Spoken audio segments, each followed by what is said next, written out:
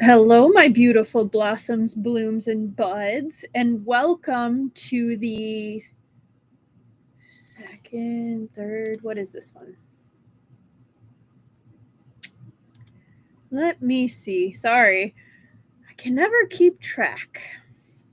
Okay, second read through of the Disabled Tyrant and His Beloved Pet Fish, book 2. Hey, Mama's Rover, how you doing? Doing pretty good. This is my book garden, and I am Rosebud Reads. I'm doing things a little out of order today. Oh, hi, Annika. Welcome to the stream. As you can tell, this is going to be a very chill stream. I will be making side comments. I will be talking to my lovely chat over here, and I have been doing pretty well. I had my tiny con this weekend. I did. I have some con things to show off in a little bit once I get through like the hellos and how everybody's doing. It went really well. It was an easy enough drive, not too super long, and I had a buddy, so that made it even better. And it was so fun. Yeah. The Liu cosplay ended up being super comfortable. I will definitely be doing that one again at one of the upcoming cons this year. The next one I'll be doing is in October, so of course I have to do Wei Wuxian because it's his birthday month. And it's Halloween. Like, I gotta do my spooky boy. But that one might be 2 days, so I could easily see myself doing Liu for the second day. But yeah, no, I had a great time. I also had game night. I have the thing. The one in October, they actually were passing out little things. It is called HoloFest. And it might be a little far for you, Annika. But the weekend is only $40. So it's really not bad.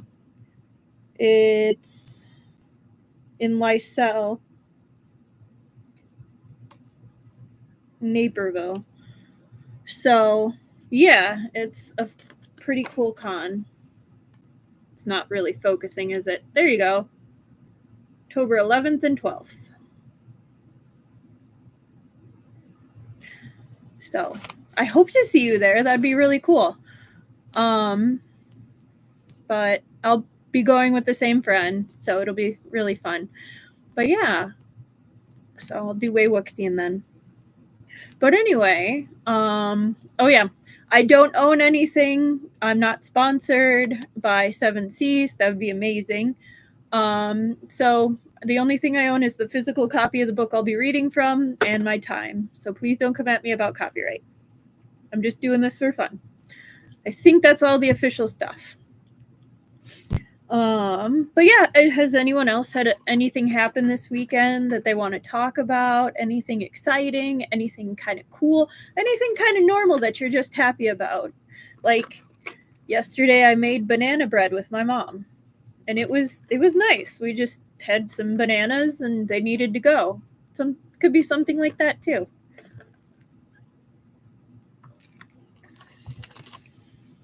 But yeah. So that's one of the things I picked up. They were advertising for this at the convention center. I actually ended up picking up some of these peach mochi because I couldn't find peach blossom cookies, but I do have this for when we start talking about peach blossom cookies. These are nice. We'll put those over there for now. Oh, that's okay. You'll still probably have an amazing time, Annika. What one are you vending at? You got a promotion at... That's amazing, Mars Rover. I'm so happy for you. That's really exciting. No, I'm so happy for you. I hope everything keeps going well for you then. Oh, that's really good. Yeah, of course. That's a big thing. No, that'll be great. Well, it's FlatCon. It's a local game con, pretty small, but friends with all the other vendors. So that's great. No, I'm glad you have a con like that. Congrats. Yes, of course.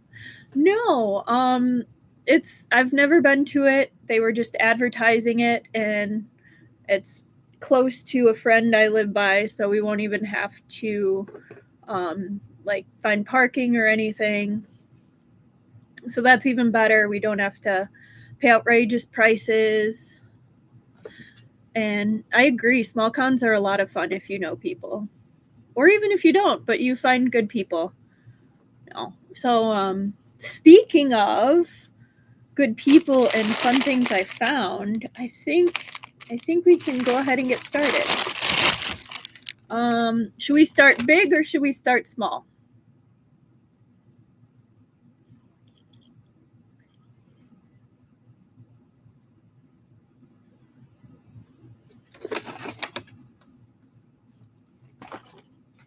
Big? Okay. Hi, Truffle. Okay. So, how are you doing this weekend? How are you doing today? Good, I hope. Okay. So, I think you all have probably picked up on my slight gambling addiction to blind boxes, if it wasn't made clear before. But I managed to find an actually affordable vendor for some pretty cute looking blind boxes. And I had some luck. I actually have one of them that I haven't opened like a series for that I'm going to open. Maybe I'll do it after I show off everything, kind of as a conclusion right before we get reading. But this was the first one I opened, and it really matched the Liu cosplay, but it's super cute. Come on, focus. Focus. It's super cute. It's got little puffy ears. It's from a brand called Maymei. Maymei. And it's so soft. Like it's so soft. It's got one of those like connectors. But no, it was super affordable. I actually kind of was wondering how they were making money. It was that affordable, which like never happens at conventions. So that buddy's going to go over there for now. And then my friend and I actually ended up circling back once we'd seen the rest of the con, because it was a pretty small con. And we both opened one of these series, and she got a brown one and I got the gray one, and it's so cute. I will probably end up getting one of these brands again. This one is Sikoo, Sikoo. Right? This one's so cute. And she's got her little bat wings back here and is just adorable. But it was even better because we both got ones that were matching. So that made me super happy. But yeah, I don't have a problem. What do you mean? And then this I bought so I could open it on stream with all of you. And I can put the names in the comments later. So these are kind of the ones I'd like to get. I really want this one. I really want that one. It's so cute. And these are the ones where it's like, it'll be cute, but like not so much. Like I like the ones that are a little more unique. But yeah, no, but like their eyes are super cute. Like they're so adorable. But we'll open this once I show the other cool things that I managed to get at the convention. There's a very wide and varied version. So I picked up this, and I am gonna hang it up because it's so cute. I think I could hang it up. Probably right here. Here we go. Cute. Ugh. Okay. And then I know, very boho. Yes. For those of you who are super Hua-Chang fans, this was super cool for me. And it says what to do for Gaga today. And then it actually spins. Which I thought was really cute. Hi, Keith. So that's super cute. It's by K Comics. They had a ton of really cool stuff, including these art pieces that I'm going to show you. My day is pretty good. Thank you for asking, Keith. So I ended up, they had some pretty funny things elsewhere. So this is a different artist, and I don't know how many of you watch Sakamoto Days, but this is Sakamoto. It's definitely Serving by Overlord Bao. And they also did these absolutely gorgeous, slightly scandalous Modao Zushi ones. Yeah. Yeah. Definitely gorgeous. Oh my. Very much oh my. I am showing off some of the con goodies that I got. And this one, I could not find the card, but it is so cute, very wholesome. It will probably end up on the wall. Yes, he definitely looks so fine. Oh, I think I found it. It is Choo Choo Go, is for the one I just showed. Choo Choo Go. There. It's kind of clear. So you might see those on the walls. I ended up trading. I was just going to give a little girl, I made bracelets, so I was just going to give her some, and she asked for some.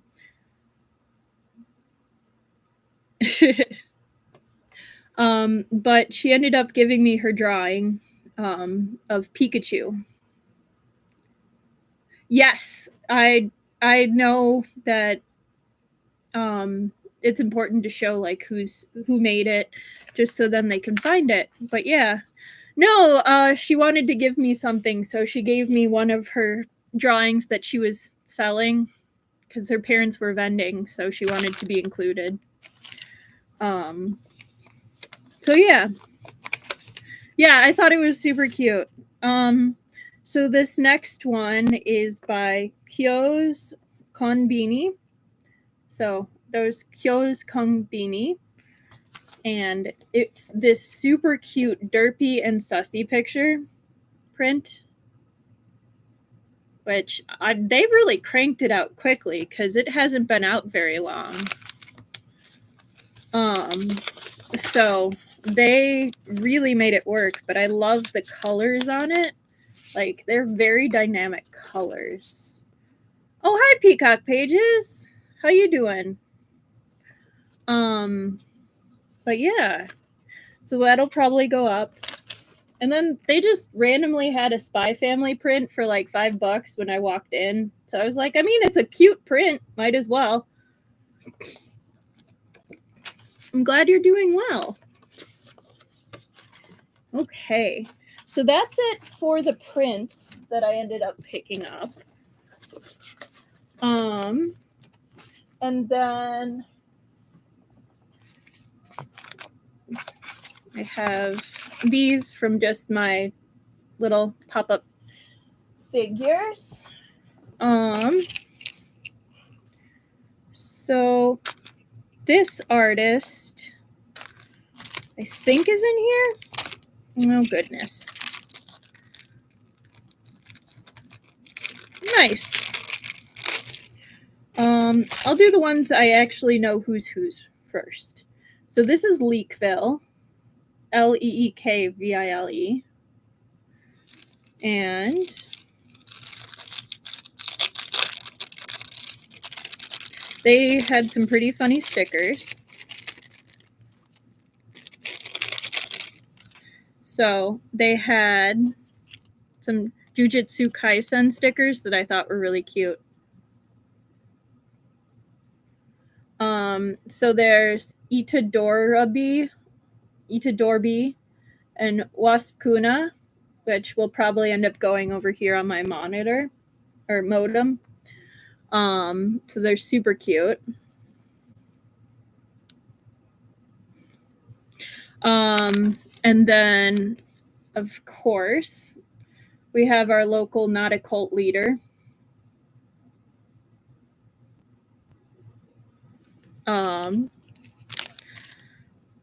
Chioso is like one of my comfort characters from Jujutsu Kaisen. Okay, cover the face, bring it in. Focus. Why won't you focus? It doesn't want to focus. Maybe it'll focus on this. And then, of course, the brothers, which I love the dynamic.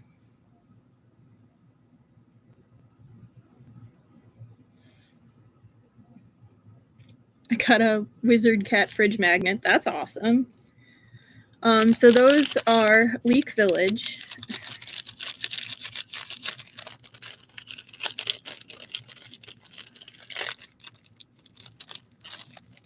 Yeah. I mean, they basically do that. He's my brother. No, he's my brother. That'll go over here. And then so canon, very true. There it is. This one, Noble Crumble, had absolutely gorgeous watercolors. Noble Crumble. And I ended up picking up a Apothecary Diaries one. They had a gorgeous Mau Mau print, but I really like this. So they're one that I would definitely say check out because they had some really cool pieces. We're gonna pop that up there. And then this one is Jubi Art. They had some cute little things. Jubi Art. There you go. Now you focus. So they had a really cute Mau Mau with all her various accoutrements. She is very excited. And then we have Green Yuri sticker, which, there we go. Kind of focused.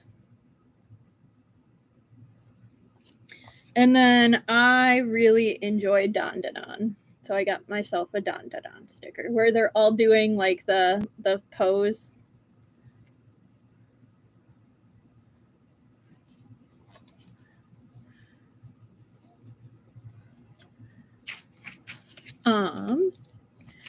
And I can't remember what stall this was. I only bought Derpy. Dandadan?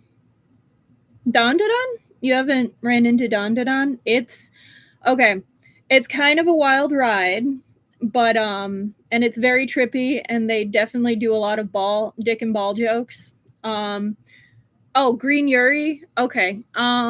Basically it's a person who has a crush on who she thinks is a guy. And it ends up being a girl, and it's their story from there.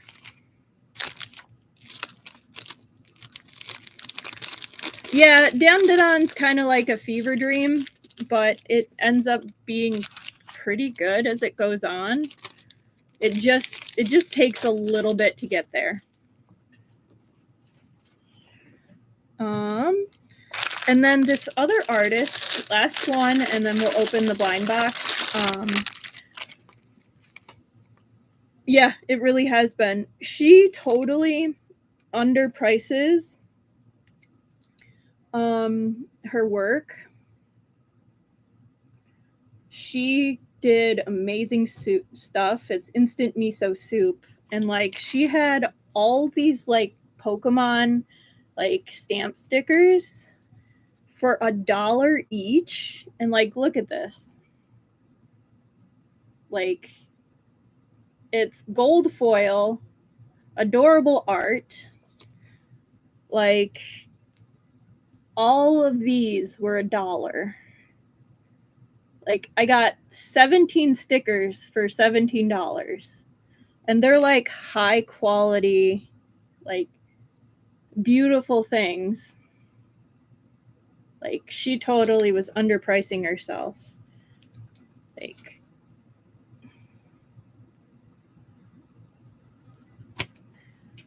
right? They're so pretty.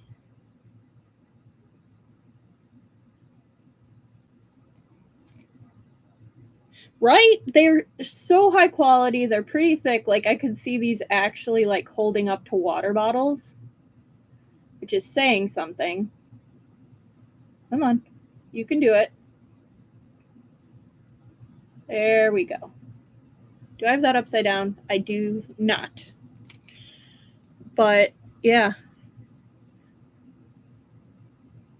I just really want to show off her work because I want to have her get some business at least.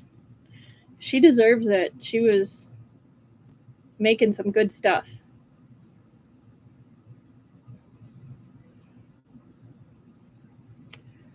Yeah, right?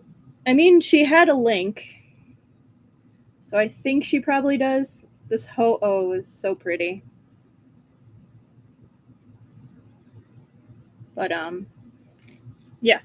She has a number more, but she also had a number of pins. So I ended up buying 2. So the first Pokemon movie I ever saw was Mew. So the original Pokemon movie. When I was a wee little girl. Come on. Let's focus. So it's got Mew and Shiny Mew. Oh, sorry, I'm telling you about pins. And then Entei, the Entei Pokemon movie, I actually went and saw it in theaters. I still have the card. Actually, I have Entei. It does not want to focus on it. Oh, are we going to focus? No, we're going to focus on my fingers. Thanks. And then she also had like Tamagotchis for all of the evolutions. Oh, now you focused. So that was really cool. Thank you. I did them myself. I felt very accomplished when they actually did not smudge and stuff. I was like, wow, that actually worked. Oh yeah, at the Mau Mau sticker stand, I also got the Poison Me Senpai badge, but they gave out little wristbands this time since I didn't buy weekend. And then someone was passing out positive affirmations, and so they got, I hope you receive healing for the things you don't talk about, which I thought was really sweet for them to do. They just had this huge stack of them. But yeah. Oh, and from that same stand I was just talking about, I also got a Mau Mau pin. Because she's cute. And my friend was also dressed as Mau Mau. fit well. Oops. Reorganize.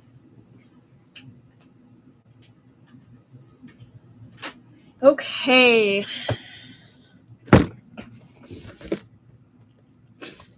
Well, I think Derpy will go up here. You can stare at me while I read. All right. Here's manifesting that we get some of these. But it's okay if we don't. They're all cute.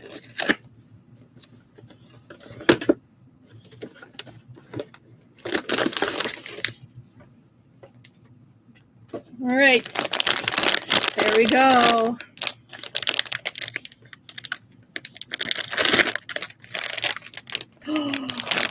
No way! I actually got the one I wanted. Oh, it's so cute. Look at that. Oh, it's so cute. It's got such a fluffy tail. Oh my goodness. Oh, I'm excited. I really wanted this one. I have good luck with these. Oh, it's so soft.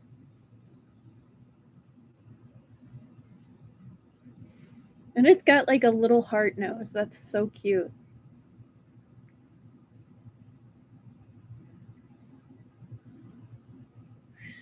You guys gave me good luck. That's why I won. And then here's the little card. And an additional card, I guess. But yeah, cute. Okay. On that note, we get to start reading. Okay. So I will pop this up here. I'll have my buddy here. He'll chill with me while we're reading. I will mark up. I will get caught in my cords. Yay, I'm glad for the blind box success. Thank you. Oh my gosh, it's got little paws. Okay.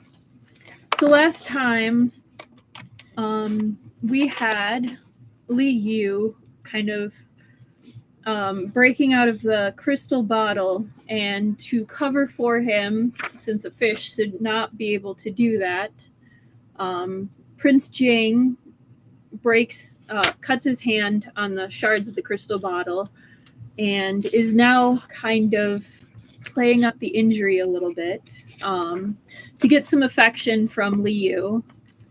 And you're high and acting cold and like it hurts.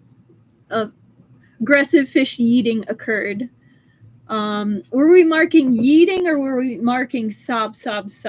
Because I have two marks over here for yeeting or sobbing. I can't remember which one.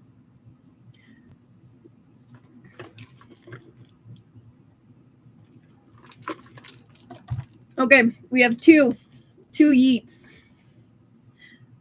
Okay, see, this is why we work together for this. So here we go.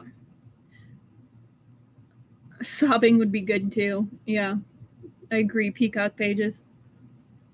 Your Highness, are you cold? Prince Jing nodded at him twice, earnestly. We could always count both. That's true. Liu thought it was natural to feel cold after losing blood, and tyrants were no exception. But there were no more blankets on the daybed, so Liu said hurriedly, Your Highness, please wait. I'll go find another blanket. Liu was about to go searching when Prince Jing bolted upright faster than he could, pulled him back down, and patted his shoulder, communicating that he should stay in place.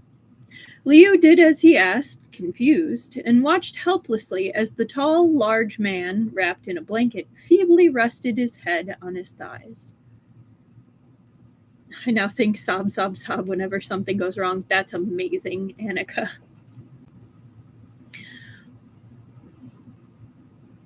Huh? So sleeping on someone's legs while cold would help? The human body was warm, so this might be more comfortable than wrapping another blanket around him. Liu's eyes had just been hot, but now it was his face's turn. He convinced himself that since Prince Jing had been injured on his account, there was nothing wrong with him using his legs as a pillow. He tried his best to ignore the unfamiliar feeling on his legs. Prince Jing closed his eyes, satisfied, and slightly smiled. Then he pretended to shiver again. "Your Highness, are you still cold?" Liu asked cautiously. Liu is so naive. He really is Truffle. Prince Jing nodded eagerly 3 times this time. Thinking of how his Highness was wounded because of him, Liu hugged him in resignation. "How about now?" Prince Jing settled in, still somewhat disappointed. His Highness was so cold. He wanted someone to suck his essence. I don't think, well, I guess that would definitely warm him up, yes. 45. Fishy nursing. Prince Jing was injured, so once he'd taken his medicine, he fell asleep after laying on Liu's lap for a bit.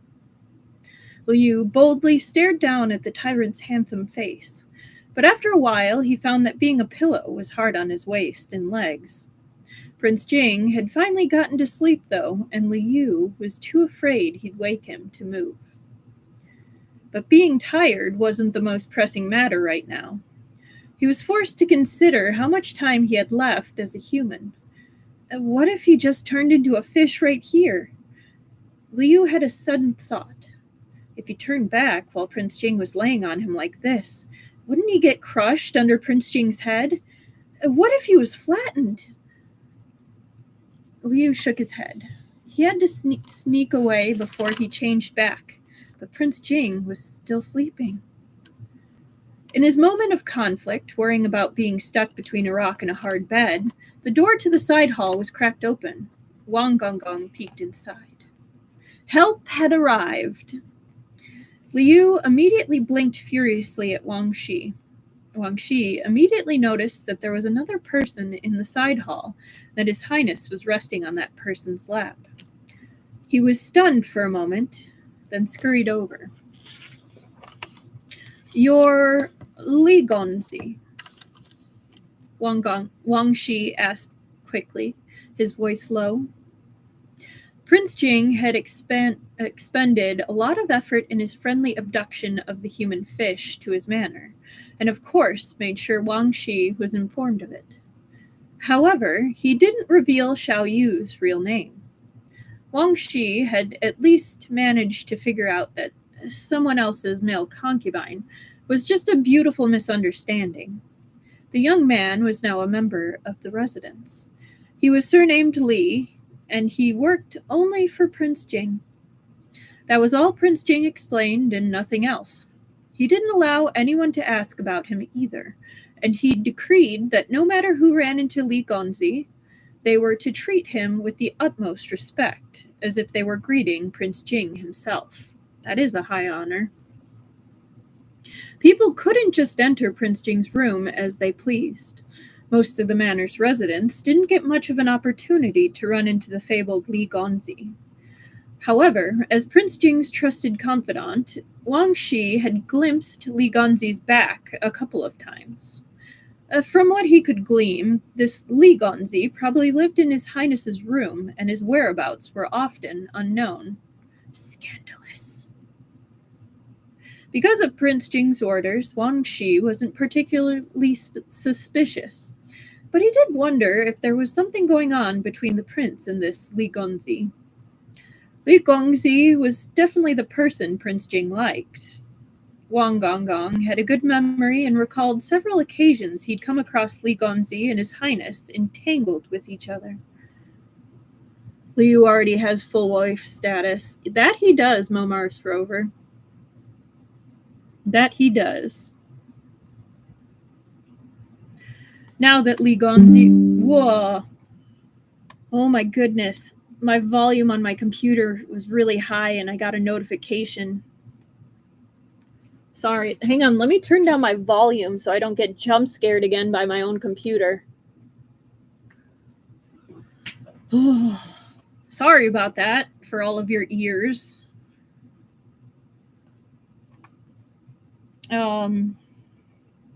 Now that Li Gonzi was a personal servant of Prince Jing's, he would often go into His Highness's rooms and not come out. Coupled with the fact that Prince Jing wanted them to treat him and serve him well, that seemed to be what was happening. Right now, with Li Gonzi appearing next to Prince Jing and with Prince Jing sleeping in his lap, Wang Shi was even more sure of the relationship between the two. However, he didn't show anything on his face. His Highness had told him several times that if he saw Li Gonzi, he wasn't to be startled or speak nonsense, but to treat him normally. Wang Shi kept that in mind and acted accordingly. In the third book, Prince Jing and the Emperor have a full, as per my last email, fight about that. Liu nodded slightly to Wang Shi. Wang Shi softly inquired about Prince Jing's injury, and Liu told him what he knew. As Wang Shi was just about to exit and give the two of them some privacy, Liu stopped him. Wang Gong, please wait, Liu pleaded quietly. I still have some business to attend to, so could you help me? Wang Shi immediately understood what he wanted and helped him gently lift Prince Jing onto the daybed. Liu covered Prince Jing with a blanket, and just as the system was already beginning to count down, Liu didn't have any time to say anything else to Wang Gong. He ran towards the door and quickly hid behind a cabinet nearby, where he had placed a crystal bottle beforehand, just out of sight. Liu had lots of experience transforming by now, and aside from keeping track of the time, he'd also gotten into the habit of placing a crystal bottle or a fish tank in a hidden area. When his time was almost up, he just had to hide nearby and transform, then jump into the crystal bottle or the tank. This time was no exception. Liu quickly turned back into a little carp and gathered all of his strength into his tail. Jumping around all the time was a bit too noisy and noticeable, so ever since Liu realized that he could stiffen his tail and use it as a sort of base of support, to support his fish body for a short amount of time, he would simply use it as a little skateboard. With a push, he arrived in front of the crystal bottle and jumped right in. While he completed this series of dazzling moves, Wang Shi thankfully didn't even look around. Liu sighed in relief, started swimming happily in his crystal bottle. That would be a wild sight to see, just a fish calmly skating on his belly, over to the glass or the crystal jar, and just getting in and nonchalantly acting like nothing happened. That would definitely make me question some things. Honestly, he probably can do a kickflip. With all the other stuff he does, all the yeeting he does, I'm sure he would pull off a fantastic kickflip. Excellent point, Annika. Once Wang Shi had made sure Prince Jing was all right, he turned around to look for Li Gonzi, but realized that he'd disappeared. He thought Li Gonzi had perhaps left again, and since His Highness had forbidden asking after Li Gonzi's whereabouts, he obeyed. But when he passed by the door of the side hall, he found that the crystal bottle was on the ground for some reason, with Master Fish in it, wagging his tail at him. Wang Shi smiled and picked up the crystal bottle, placing it in front of the bed. When His Highness woke up, he'd definitely want to see his fish first. While Prince Jing was resting in the side hall of Qianqing Palace, though, on the other side of the wall in the main hall, most of the room was kneeling in front of the Emperor. That would be great animated. Since the sixth prince had brought in those fake monks, the emperor thought the fake monks and the nursery rhyme were both very suspicious and ordered an investigation. That's right. The emperor had called some monks to determine if the fish was actually auspicious, because he was turning gold auspicious. Haha. And the sixth prince was trying to make it a plot where he was too auspicious and was turning into a dragon, which was a bad thing because only the emperor can be associated with dragons because he's the emperor. So he hired fake monks to be like, oh yeah, he's turning into a dragon, and spread around a fake nursery rhyme about that. So, however, the investigation into the nursery rhyme would require going out to question the common people. So the fake monks who dared to sneak into Xiangxing Palace were punished first. Qianqing, palace were punished first. These fake monks were simply a random group of troublemakers. Unable to withstand the torture, they quickly admitted that the third prince had bribed them. The third prince and the sixth prince. But the sixth prince kind of, I think, stays back in this, and the third prince takes the blame. The emperor immediately started scolding the third prince, who'd thought his position as crown prince was all but confirmed. The sixth prince, who was rarely cited but had made a rare main stage appearance, was berated severely as well. Since he was a child, Mu Tianxiao had always understood what the most beneficial thing to do was, and as soon as he realized that things weren't going well, he knelt in apologetic obeisance. Royal Father, I was wrong, but I did not have any bad intentions. I heard the nursery rhyme sung among the common people and was concerned, so I wrote it down to report to you. As for those monks, I was not aware they were fake, as I didn't imagine they would have cause to lie. These were all lapses in judgment on my part, and I won't simply believe everything I hear in the future. Mu Tianxiao was extremely devious and had always hidden behind Mu Tianming. His name wasn't directly involved with the fake monks and the nursery rhyme, while the third prince's definitely was. He was never one to be an obvious schemer, so he was confident that no matter how far the emperor investigated, he wouldn't be implicated. Now that the emperor had exposed his plan, it was no big deal for him to admit his mistake. On the other hand, Mu Tianming was a little slower. By the time he started lowering himself to his knees, Mu Tianxiao had already finished his confession and said everything he was supposed to say. Royal Father, I didn't do it, Mu Tianming said. I just thought there was something wrong with Prince Jing's fish. He was still in shock from the fish leaping out and knocking off the fake monk's hat. Prince Jing claimed he'd discovered the monk's flaw and threw the crystal bottle at him, but thinking back over it all, the third prince wasn't sure what had really happened first, Prince Jing's hand bleeding or the fish leaping out. But he somehow felt like it was the fish. Mu Tianming thought the fish was very suspicious. Suspicious? I will probably keep making this joke. I'm just saying now. If he could convince the emperor of this, then the issue of the monks would be irrelevant. Tianming, you still don't think you did anything wrong? After the monk's testimony, the emperor didn't want to listen to the third prince at all.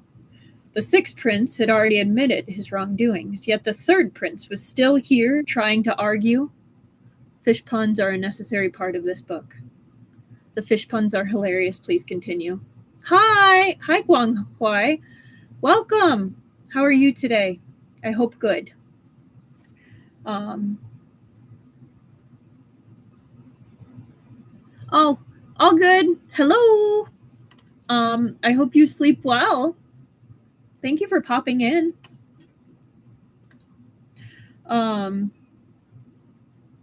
The sixth prince had already admitted his wrongdoings, and yet the third prince was still here trying to argue. The emperor knew very well that the sixth prince often followed the third prince and helped him out, though the sixth prince was the one who'd mentioned the fake monks in the nursery rhyme. The monks only testified against the third prince. The sixth prince had mentioned the third prince several times in his speech, too. The third prince had to have at least known about what the sixth prince did, but the sixth prince was willing to admit his mistake, while the third prince wasn't. These contrasting attitudes meant that the third prince must have been the one behind all of it. That's some twisted logic right there, but I mean, like, it kind of works. Like,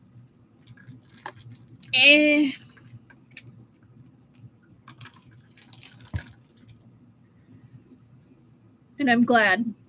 I'm glad you're doing well. When the emperor had ordered the Imperial Astrology Bureau to read the skies for Prince Jing's fish, Mu Tianming jumped out to question them and was refuted by Director Sun. Later on, the sixth prince brought up the nursery rhyme and the fake monks.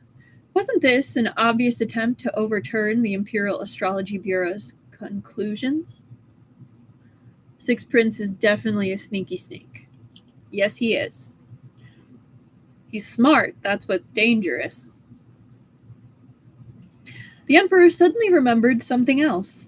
A few days ago, Luo Ruosheng told him that the third prince had gone to Prince Jing's manor to buy his fish, but Prince Jing had chased him out. The emperor took it as a joke at first, but now that he thought about it, didn't the third prince think of the fish as an auspicious sign as well? Otherwise, why would he try to buy the fish? Why would he change his attitude in just a few days? The nursery rhyme, the fake monks, they were all attempts to use the fish to make him suspicious of Prince Jing. Why did the third prince do this? From what the emperor understood of the third prince probably got jealous when he saw the emperor give Prince Jing's fish special treatment. And when the third prince failed to buy the fish from Prince Jing, he thought Prince Jing was rude and ordered the sixth prince to work with him to frame Prince Jing. The emperor's head hurt. He'd been keeping an eye on Mu Tianming, actually. Ever since he could remember, Mu Tianming was always competing with Mu Tianxiao. Mu Tianming was inferior to Mu Tianxiao in terms of ability, but he had his strong points too. There was a period of time when he valued this son of his quite a lot, albeit not as much as he valued Mu Tianxiao. The tragedy that befell Mu Tianxiao was ultimately because the emperor had prematurely and unofficially announced that he was to become the crown prince. Now, the second prince was no longer in consideration. Learning from his previous mistake, he had no intention of choosing a crown prince yet. He wanted to wait a couple more years and see how the other princes fared. When the seventh and eighth princes were a little older, he would compare all the princes and select the best of them to be the crown prince. That's actually kind of a smart plan because, the emperor isn't sick. He's getting older, but he's not there yet. He has some time to actually think about it. There's not a war going on. There's no real pressing concerns. It's actually seeming to be a rather prosperous era right now. So it's like his internal thoughts are along the lines of, why wait? This was a mistake before. I have time. Which is true. But just because the emperor didn't have a crown prince in mind didn't mean the others wouldn't. Mu Tianming used to be quite humble, but without someone above him to compete with, his ambitions were quickly revealed. I think the emperor is barely 50 at this point. Yeah, he didn't look that old. Like, he looked to be in good health. This emperor is one of the most level-headed in all Downmate. Honestly, yeah. He isn't over-ambitious. He actually wants his sons to get along, kind of has those family values. He legit loved his wife, and seems to be rather caring about his consorts. The bar is pretty low, but like, he actually seems to care for his children instead of thinking, oh my god, they're going to usurp me, which a lot of the emperors seem to be doing. I like it when I have capable sons, but not too capable, because then they want to take over. So he's just like, man, I wish they wouldn't fight, because then it shows their ambitions, and that's not good. Then it shows their flaws. Man, can't you get along? Truly.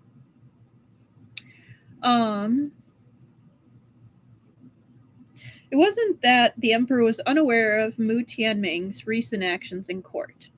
He knew that the officials who used to have a good relationship with Mu Tianxiao had switched teams, and that consort Qian had also tried to intervene several times when he was dealing with concubine Xu. These were all expressions of their restlessness, but the emperor put up with it. Like, even then, he's tolerant of them trying, and if I think it's said even in the first book, like, he was willing for them to be a little scheming as long as it succeeded. And like, he was willing to look away a little. Yeah, agreed.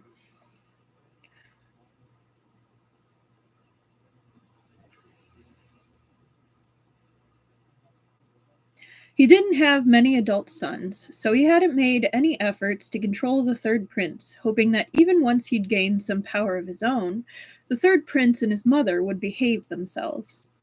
That had clearly been a foolish assumption. If he'd really listened to the nursery rhyme and the impostor monks today, allowing himself to be alienated from Prince Jing, what would he have done to him? You're welcome to plot, but don't kill each other. A little bit, yeah. He had already started to suspect Prince Jing. The emperor was both upset and ashamed. He didn't want to shoulder the responsibility himself for almost falling for the trap, so he could only take out his anger on the two princes who were behind all this, the third prince especially.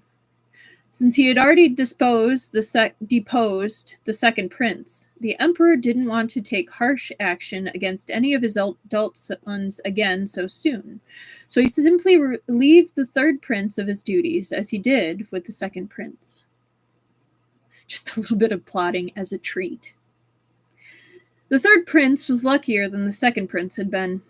Mu Tianxiao had received a title that meant there was no hope left for him, while Mu Tianming received a prince and wasn't so thoroughly humiliated. But he wasn't much better off either. Since Prince Jing's hand was injured, the emperor ordered the guards to hit the third and sixth prince 100 times with the plank, and he personally watched so they couldn't take it easy. After that, the sixth prince was fined and grounded, while the third prince was told that his presence was no longer required in court, and that he was to go to the imperial study room to study with his younger brothers, the seventh and eighth princes, every day. Oh, that one almost feels more crushing than being put under house arrest, because it's literally saying you are acting like a child and you need to learn a lesson. That's a pretty good response, honestly. Sent to the kids' table. Yeah. That was smart. The punishment was only the beginning for the fake monks. If the investigation into the nursery rhyme concluded that the third prince was also behind it, then it would be up to the third prince to decide his own fate. The third and sixth princes were the first and last of their standing to ever be beaten by the plank. It was a magnificent sight. The emperor ordered the guards to carry out the punishment right in Qianxing Palace. The two princes had their trousers removed in front of everyone and were held down over a stool to be beaten. The sixth prince bore the pain without uttering a single sound, but the third prince cried out every time he was hit. The sound could be heard in the side hall, where Liu floated in his crystal bottle, listening in satisfaction. Satisfishkin. That one's a little more clunky, but The emperor was publicly punishing the third and sixth princes on behalf of Prince Jing, and Liu was appeased. He was worried about Prince Jing, so he didn't enter the system even when he turned back into a fish. Vengeance! He felt like he'd heard the system chime while he was creating chaos in the main hall earlier, but he didn't know for sure what was going on with his missions. He decided he'd wait until Prince Jing woke up to check. He didn't have to wait long. Prince Jing was soon woken up by the third prince's bone-chilling screams. When Prince Jing opened his eyes, he saw a little carp peeking at him from a crystal bottle. Did he change back before he could absorb essence? Prince Jing wondered. Him and absorbing essence. Well, the days were long, so there was no need to rush. Prince Jing smiled a little. He knew that Xiao Yu was worried about him, so he wanted to comfort him and pet him a bit. To the prince's great disappointment, though, before he could even lift his uninjured hand to reach out, the carp spirit's tail stretched out as he started to meditate. His tyrant master finally woke up. Liu entered the system at once to check his main mission, only to find that the koi side mission he'd been ignoring had been updated. He really is essence obsessed. He's like, when's it gonna happen? I'm just a sweet, innocent prince. Waiting. I'm vulnerable. Come suck my essence. To be fair, Prince Jing's in the prime of his life, and Liu is the only person he's ever been interested in. That is a fair point, both as a fish and as a person.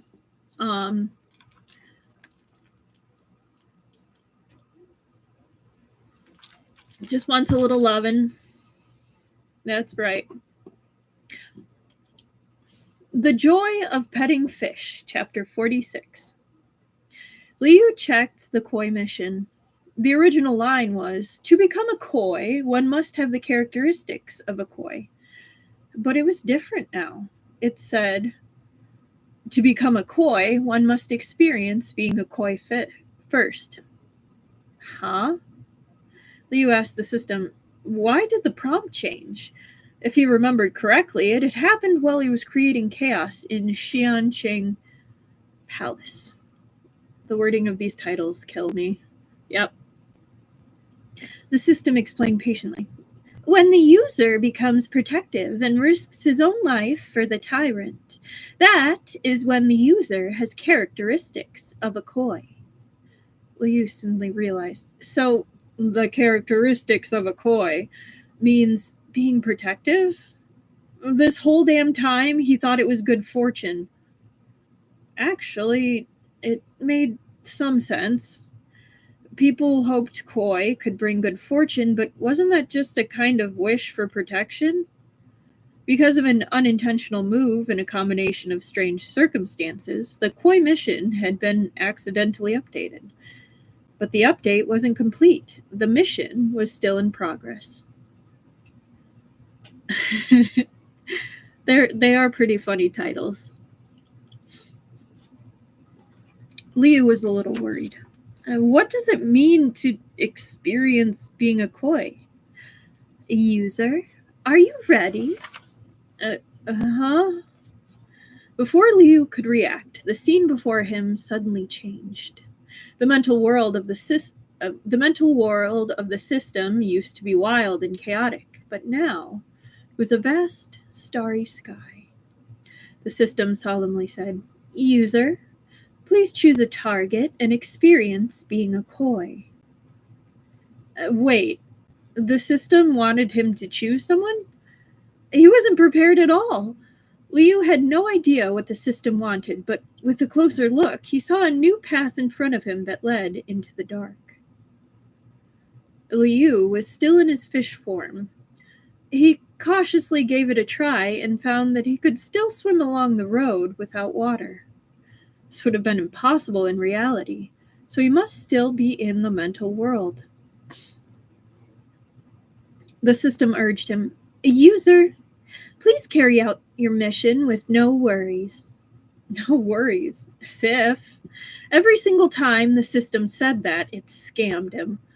Liu was so on guard. He thought about exiting the system first. He was completely unprepared.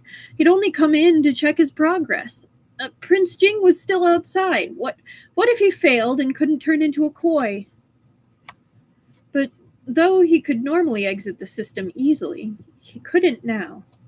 The system had started scamming him already by not giving him a way out, trapping him in this mental world. If he wanted to escape, it looked like he would have to do as the system said and experience being a koi. Since he had caused a lot of trouble by changing scales, Liu wasn't terribly excited to become a koi. But such was the life of a fish. I love how dramatic he is. It's like, oh, woe is me. Liu swam along the path in front of him. Eventually, he wasn't sure how much time had passed, a light shone from ahead and his surroundings gradually became clear. He realized he was in the Imperial Palace because the tiles on the walls were the gold ones that only appeared there. Since he could still swim around but couldn't leave the mental world, though, it was all an illusion. The system didn't prompt him, meaning he would have to work everything out for himself, though he was used to it by now. But what did it mean by pick a target? He hadn't seen anyone yet. As if in response to his confusion, he heard voices a distance away. Liu swam over and found two kids fighting in the grass. Of the two children, the older of the two was taller and skinnier, while the other was shorter and chubbier, a little round boy with bulging cheeks and a plump body. He's a little dumpling of a boy. The older one seemed to be about 7 or 8 years old, and the younger one was about 2 or 3. Oh my gosh, with those chubby cheeks being 2 or 3. I love chubby cheeks on babies. Like when they're like full apple cheeks, you just want to pinch them. Oh, my niece, when she was a baby, had the biggest apple cheeks. You just want to squish her face affectionately.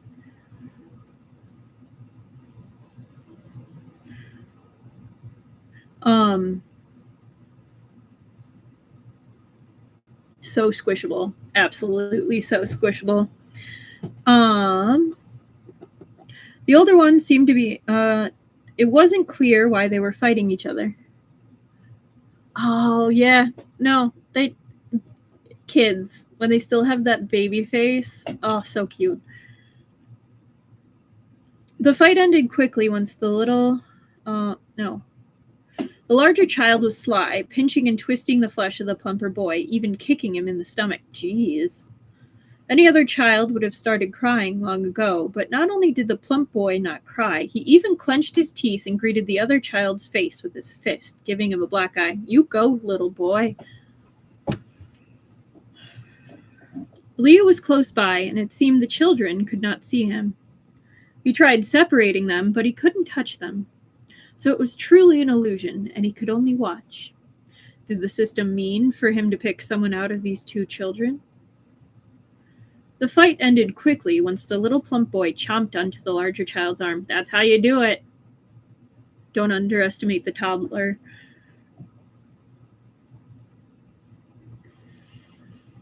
The older child covered his wound and cried out, "Just you wait!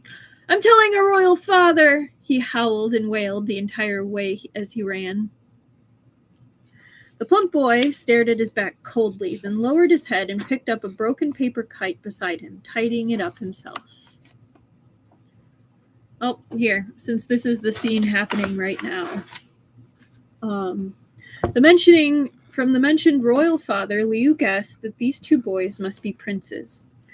But their ages didn't match the ages of the 7th and 8th princes he knew. What's more, the two little radishes were on good terms, and the original novel never mentioned that they fought. So who was this little chubby boy? As Liu watched, a servant ran forward in a hurry, hugging the plump boy. Your Highness, why did you fight with the second prince again? Did you beat him into the ground? Liu laughed with a pfft. The way the servant spoke was quite funny. I'm just going to show you. It's super cute. It's a pretty cool kite, too. Of course, it's a fish kite.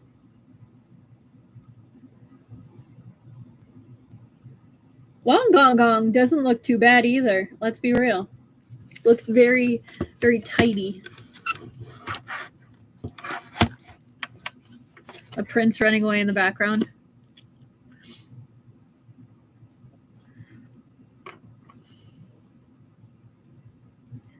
Right?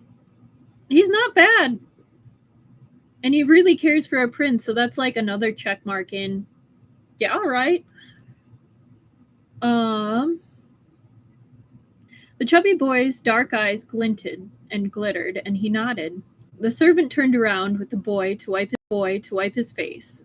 And when Liu clearly saw the servant's face, he was shocked. His face was almost identical to Wang Shi's, just a little younger. He was stunned. Was this a mysterious relative of Wang Gong? He is all green flags. Yes, absolutely. Nothing but green flags. Liu's interest in these two was piqued. The servant, who looked like Wang Shi, led the chubby little prince away, and Liu quietly followed, only to see them enter a building.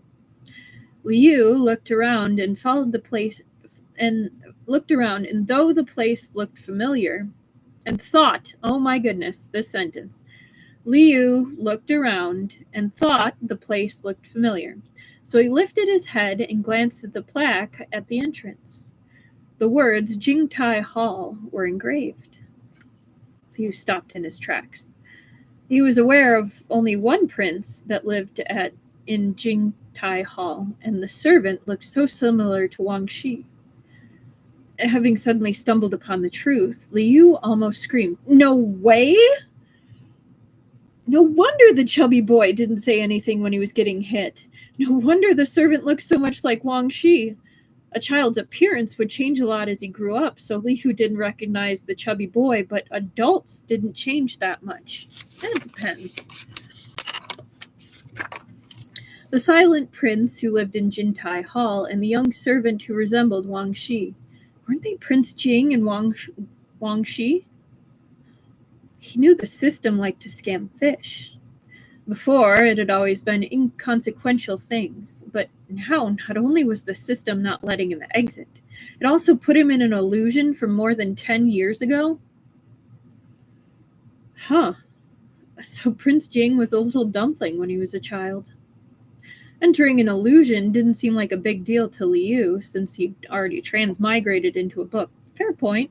But when he realized that he was seeing Prince Jing's childhood, he was a little happy. He swung his tail crazily, racing to follow behind the chubby boy. He just really likes Prince Jing. That's so cute. He swung his tail crazily, racing to follow behind the chubby boy. Baby Prince Jing and Wang Shi still couldn't see him, so Liu swam boldly in front of them and jumped into the familiar courtyard. Wang Shi wiped Prince Jing's round little face clean, then left the chubby boy in the courtyard and told him not to wander around. It seemed like he was going to get something. Prince Jing was very obedient and really just sat there with a straight face, unmoving. Liu swam behind the round boy and swished his tail across his back a couple of times, but the little Prince Jing didn't react. As expected, he couldn't feel Liu. So how was he supposed to experience being a koi?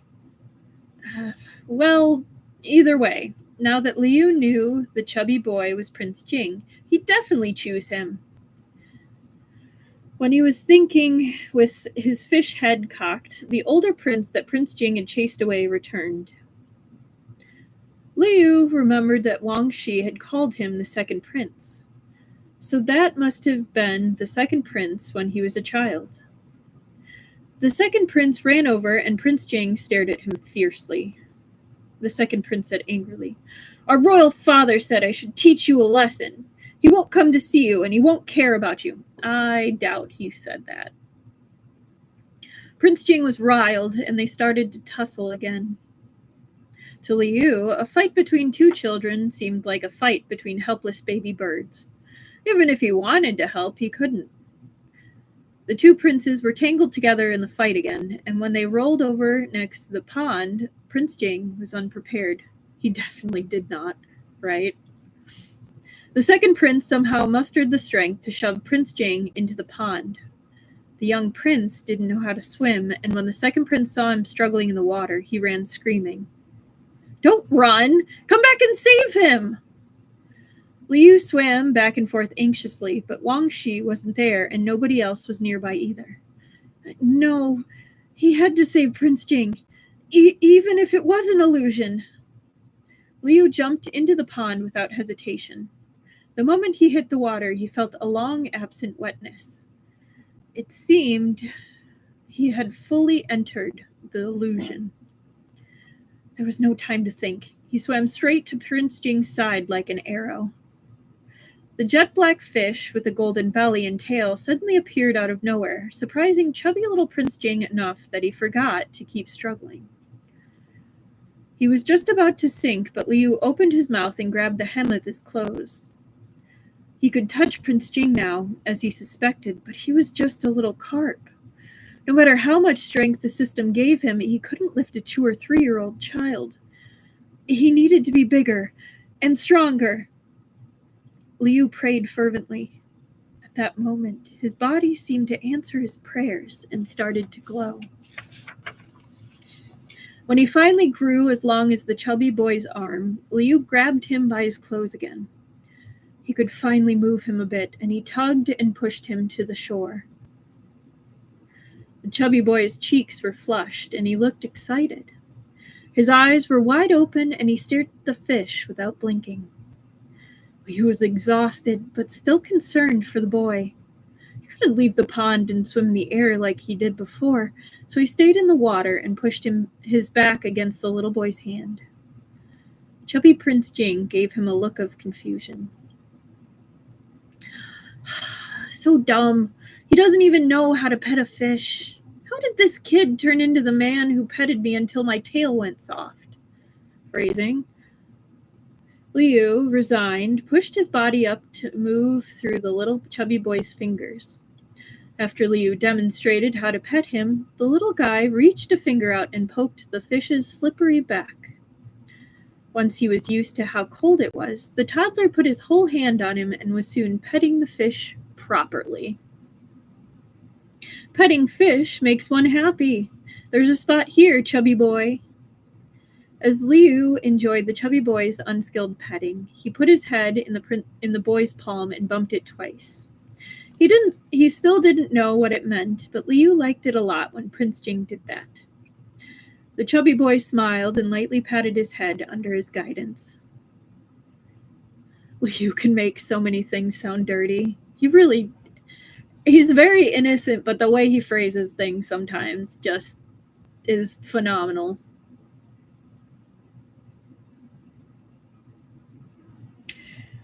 He and the chubby boy silently played for a bit. Wait. The chubby boy smiled and lightly patted his head under his guidance. The smile on his plump face showed a glimpse of the handsome man he'd turned into. Liu flicked his tail audibly to encourage him. He and the chubby boy silently played for a bit. There were numerous voices coming from close by, and since Liu could be seen now, he hurriedly turned around, flicked his tail, and hid among the aquatic plants in the pond. The chubby baby Prince Jing was quickly surrounded by a flock of imperial physicians and a man wearing dragon robes. The young emperor briskly walked over. To his surprise, he saw a pond of rippling water sparkling with gold. It was because the little carp was hiding amongst the aquatic plants.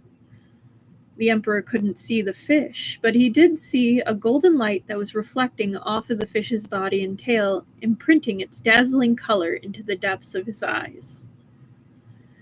The emperor turned around and looked worriedly at the fifth prince that fell into the water. "How are you feeling? Are you all right?" The chubby boy looked at the emperor and the pond. He couldn't see the fish anymore. He got up shakily, wobbled twice, and fell down again. "Fifth Highness!" The imperial physicians hurriedly picked him up. One of them felt the fifth prince's forehead with his palm and shouted, "The fifth prince has a high fever. It's hot to the touch." Liu hadn't realized the chubby boy's flushed face was an indication of a fever, and he nearly lunged back out of those aquatic plants in worry. Suddenly, though, everything seemed to be separated by a layer of mist, and he felt himself gradually moving away. The last thing Liu heard was the emperor's angry voice saying, "Cure him right now! If anything happens to Tianjing, there's no need for any of you to keep living." He was shocked. The chubby boy's name was originally Tianjing, not Tianqi? Did he have the wrong person? Was it not his tyrant master? No, impossible. He'd read the entire book. The emperor didn't have a son named Tianjing. Wang Shi was his personal servant, and he couldn't talk.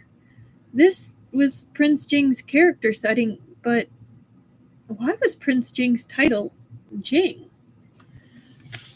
That's a great question. Did Prince Jing change his name when he was younger? Among a bunch of princes with names made up of characters that contain the radical day, so the princes' names all have characters that include the radical for day, such as Shao, Ming, Xiao. Prince Jing Qi is the only one that doesn't. However, the radical does include in his title Jing. Okay.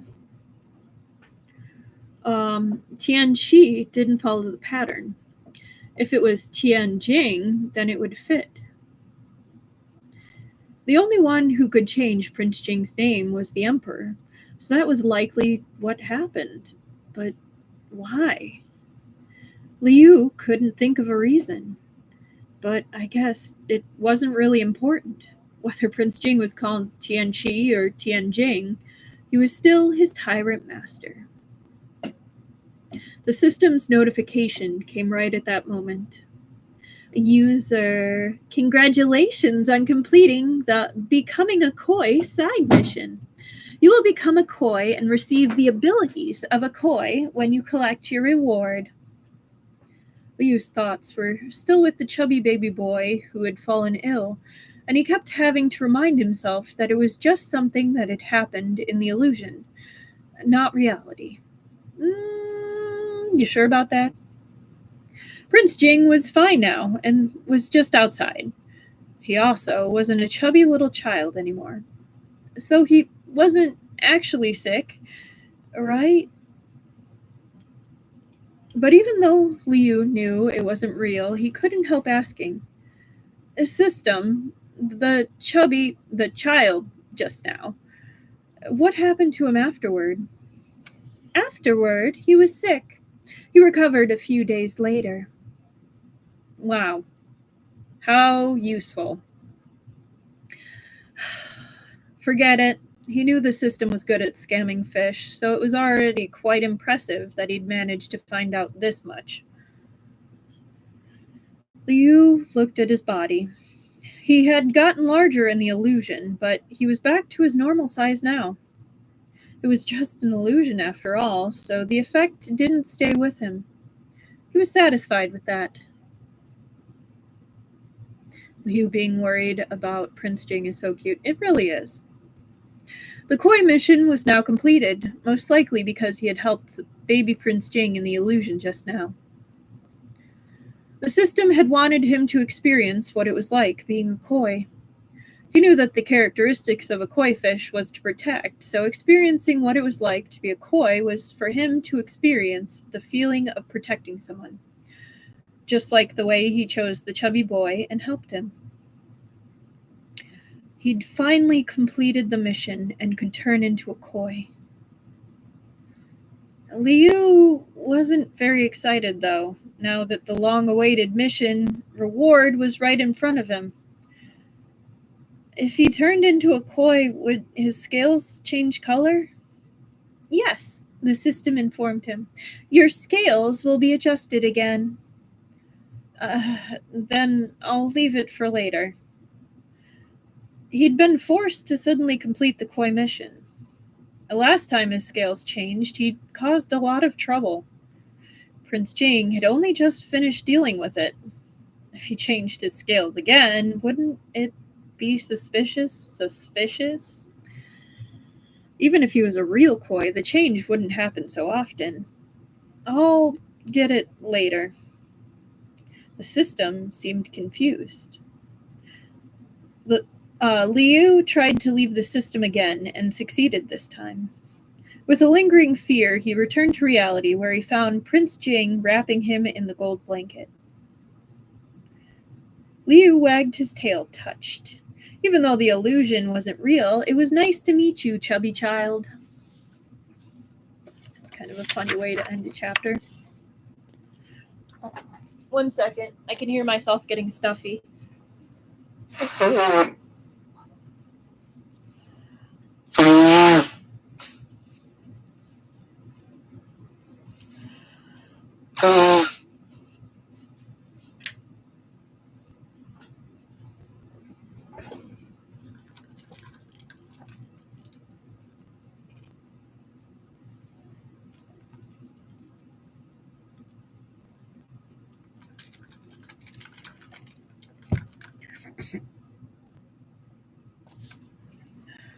Chapter 47. Fish Mouth Hurts. Prince Jing realized that the carp spirit was very friendly towards him after his meditation, but the fish had clearly ignored him by meditating as soon as he woke up. Prince Jing had read some new introductory books on cultivating, so he knew that when one meditated, one could gain insight on some things. So, what was it the carp spirit had come to understand? Liu was quite proud of himself. I found out Prince Jing used to be chubby. How surprising. How unexpected. Hee. Well, that's a change. Instead of sob, sob, sob, we got hee hee hee. He knew that what happened in the illusion wasn't real, but the sight of that chubby little boy was something he could look back on in amusement for a long time. Wrapped in the golden blanket, the little carp was laughing so hard that his tyrant master found it strange. The emperor felt guilty that Prince Jing had been injured. He wanted him to stay in the palace until his injury healed, but Prince Jing only agreed to stay for 3 more days. The emperor was silent for a while, thinking about the way bad things seemed to happen to Prince Jing whenever he entered the palace, and ultimately relented. After all this, the emperor remained somewhat uneasy. He wasn't suspicious of Prince Jing, but he wondered if there was something wrong with his fish that even the Imperial Astrology Bureau couldn't see. He sat silently in Qiangqing Palace for 2 hours before ordering head eunuch Luo Ruoshang to bring the Zen master Liao Kong from Hu Guao Temple. This particular master was different from ordinary monks. That was why the emperor sent for him. In his younger years, he'd traveled the world, broadening his horizons. In his earlier years, he'd traveled the world, broadening his horizons, and was an extraordinary conversationalist. Now he presided over the imperial family's Hu Guang temple.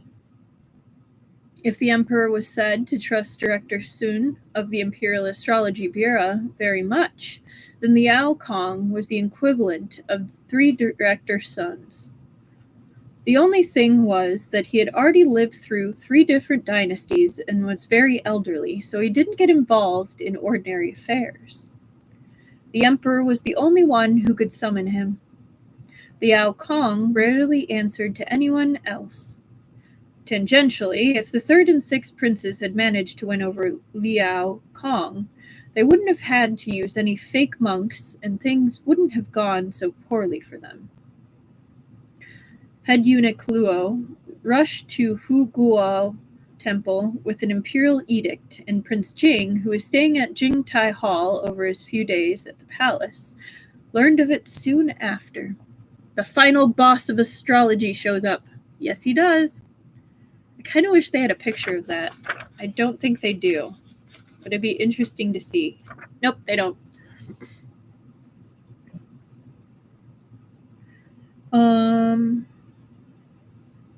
When Wang Shi gave him the secret report, Prince Jing glanced at his constant companion, who had been moved into a blue-white porcelain fish tank, then slightly nodded.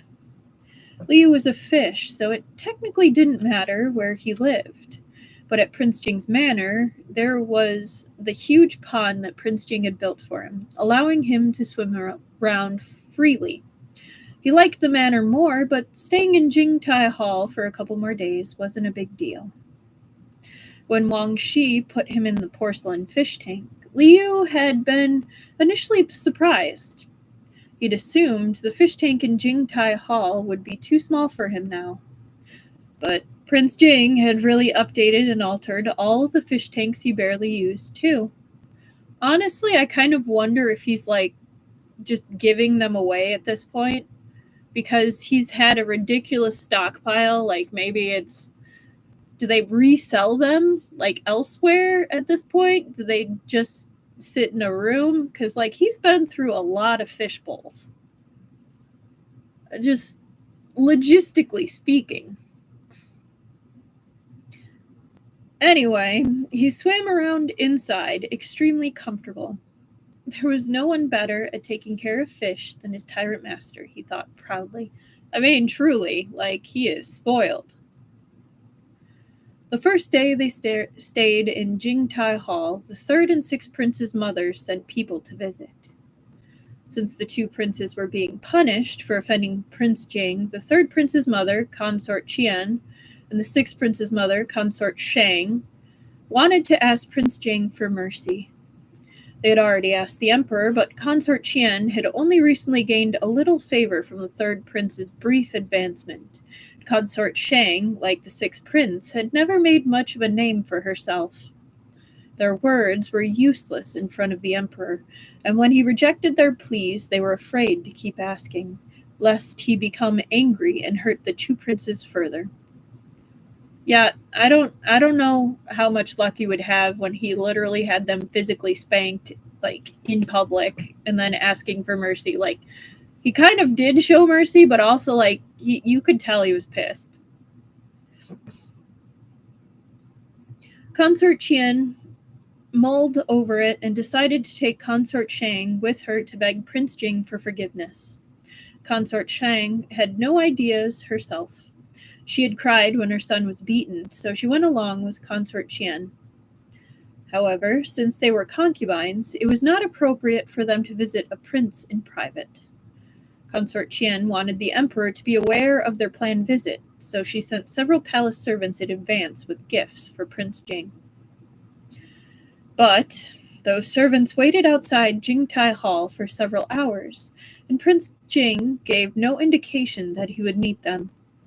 When the emperor heard the news, he was extremely dissatisfied to learn that Consort Qian and Consort Shang were disturbing Prince Jing's recovery, so he had them added to the house arrest list, killing 2 birds with 1 stone by setting an example for the rest of the harem as well. From then on, everyone started to avoid Jingtai Hall, and the surroundings quieted down considerably. In the morning and evening, the imperial physician would come to Jingtai Hall to change Prince Jing's dressing and listen to his pulse. The first night, Prince Jing had a fever. When Liu woke up, he checked on Prince Jing out of habit. There was no one else around. Since he was in the porcelain fish tank again, it was difficult to see outside, so he swam to the edge of the tank, carefully placed his fins on it, and pushed himself up. He saw Prince Jing laying down limply, as if he hadn't moved all night. Liu thought it was strange at first, and when he noticed Prince Jing's abnormally flushed face and short breaths, he knew that Prince Jing was running a fever. He immediately transformed into a human and rushed over to feel Prince Jing's forehead. It was very hot. The fever itself seemed to be quite high. When the imperial physician was treating Prince Jing, he had mentioned that it was likely Prince Jing would get a fever, so cold water and handkerchiefs had been stocked in the room. Liu quickly dropped a handkerchief in the water and placed it on Prince Jing's forehead, then rushed out to find Wang Shi. Wang Shi was standing guard outside, so he came right away when Liu called for him. Upon seeing the situation, he immediately went to find the imperial physician, asking Liu to watch over Prince Jing. Obviously, he would do his best, but he could only transform for 2 hours, so hopefully Wang Gonggong would be back by then. In any case, he would just take care of Prince Jing for now. Liu sat down next to Prince Jing, switching the handkerchief out when it warmed up too much. But Prince Jing was still burning up. He couldn't just continue like this. Liu thought back to the physical cooling methods he knew of from the modern world and decided to try one of them out. He undid Prince Jing's undershirt and wiped down several of his joints with warm water. It was quite effective, and the heat on Prince Jing's body soon receded. Oh, hello, Esper Lady. I hope you're doing well, first off. And the things that have happened. So last time we had Prince Jing cutting his hand on the bottle when Liu jumped out to knock the hat off of the fake monks. We have resolved that. The 6th and 3rd prince got punished. The emperor was pretty pissed. They got spanked in the main hall. It was very humiliating for them. Prince Jing kind of continued to get some affection from Liu. Liu had a koi mission where he saw baby Prince Jing and kind of completed part of the koi mission because he was protective of Prince Jing, and then he went into a memory and helped experience being a koi and saved baby Prince Jing, who has very chubby cheeks.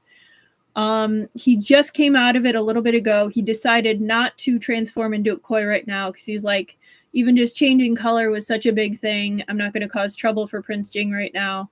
So it comes out, Prince Jing has a fever, and that's kind of where we're at right now. So that's the main points. And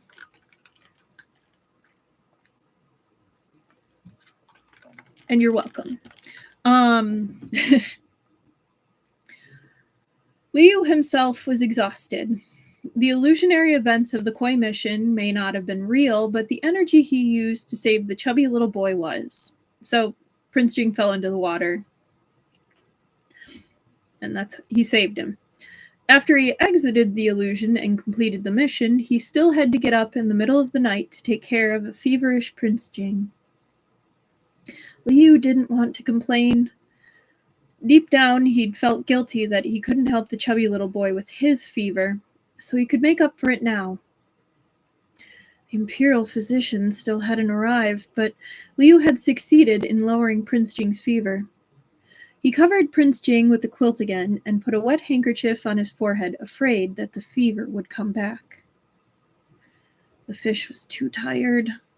He wanted to stay awake until he turned back into a fish so he could jump into the fish tank to sleep, but it was just too difficult. Liu's eyelids were drooping, and before the transformation time was over, his body slowly slumped over. Prince Jing was sleeping pretty deeply, and when he finally woke up, he felt weak, and his chest felt worryingly tight. The human-shaped fish was lying on his chest, fast asleep. Prince Jing thought he must be dreaming, and he was both confused and happy. He couldn't help himself. He softly touched Xiao Yu's face. He was real. He didn't know what had happened, but since his fish was so defenseless, he found himself wanting to trap him. Well then.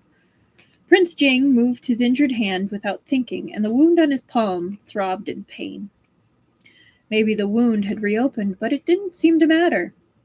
He carelessly raised an eyebrow and used his other hand to pull the sleeping carp spirit into his arms. It's kind of cute.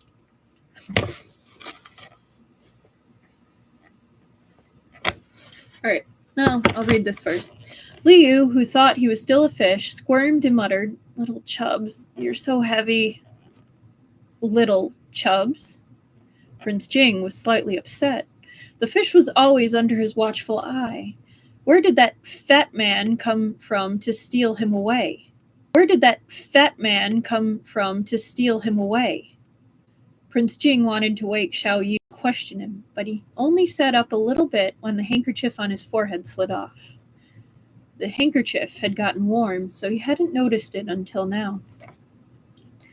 He held the wet handkerchief in his hand.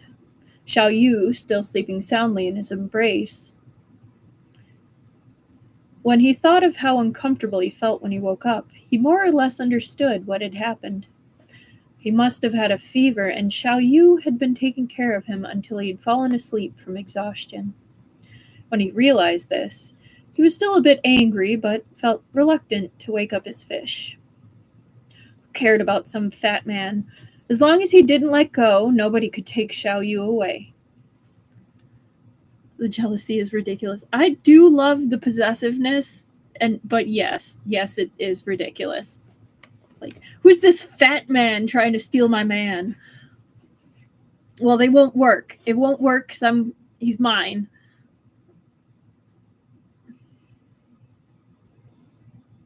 Prince Jing was worried the carp spirit would catch a cold, so he tucked him under the covers and lay back down beside him. Oh, that's why you tucked him under the covers and laid back down beside him. I love the trope of unknowingly being jealous of your past self. Right? Literally jealous of himself. Both Liu and Prince Jing end up jealous of themselves. It's pretty funny. Overall, they have a relatively healthy relationship. They just have some of those generic misunderstandings that happen in novels such as these. Xiao Yu snuggled into his shoulder sleepily, and Prince Jing suddenly realized what he'd done. He was sharing a bed with the carp spirit. Prince Jing's breath caught in his throat. Was it finally time for absorbing essence? In the books, the snake spirits and fox spirits were always the one to initiate, so Prince Jing could only wait. But this fish was an abnormality. No matter how long Prince Jing waited, he was still dead asleep. Prince Jing's feelings were complicated. As if in revenge, he covered the carp spirit's mouth and nose. Liu whined and flailed a bit.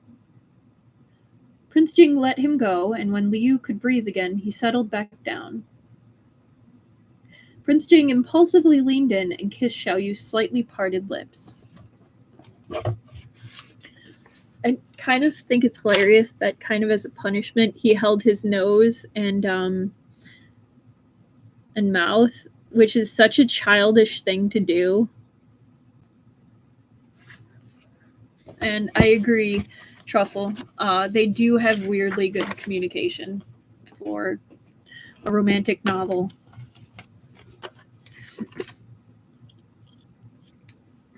Wang Shi jogged back to Jingtai Hall with the imperial physician in tow.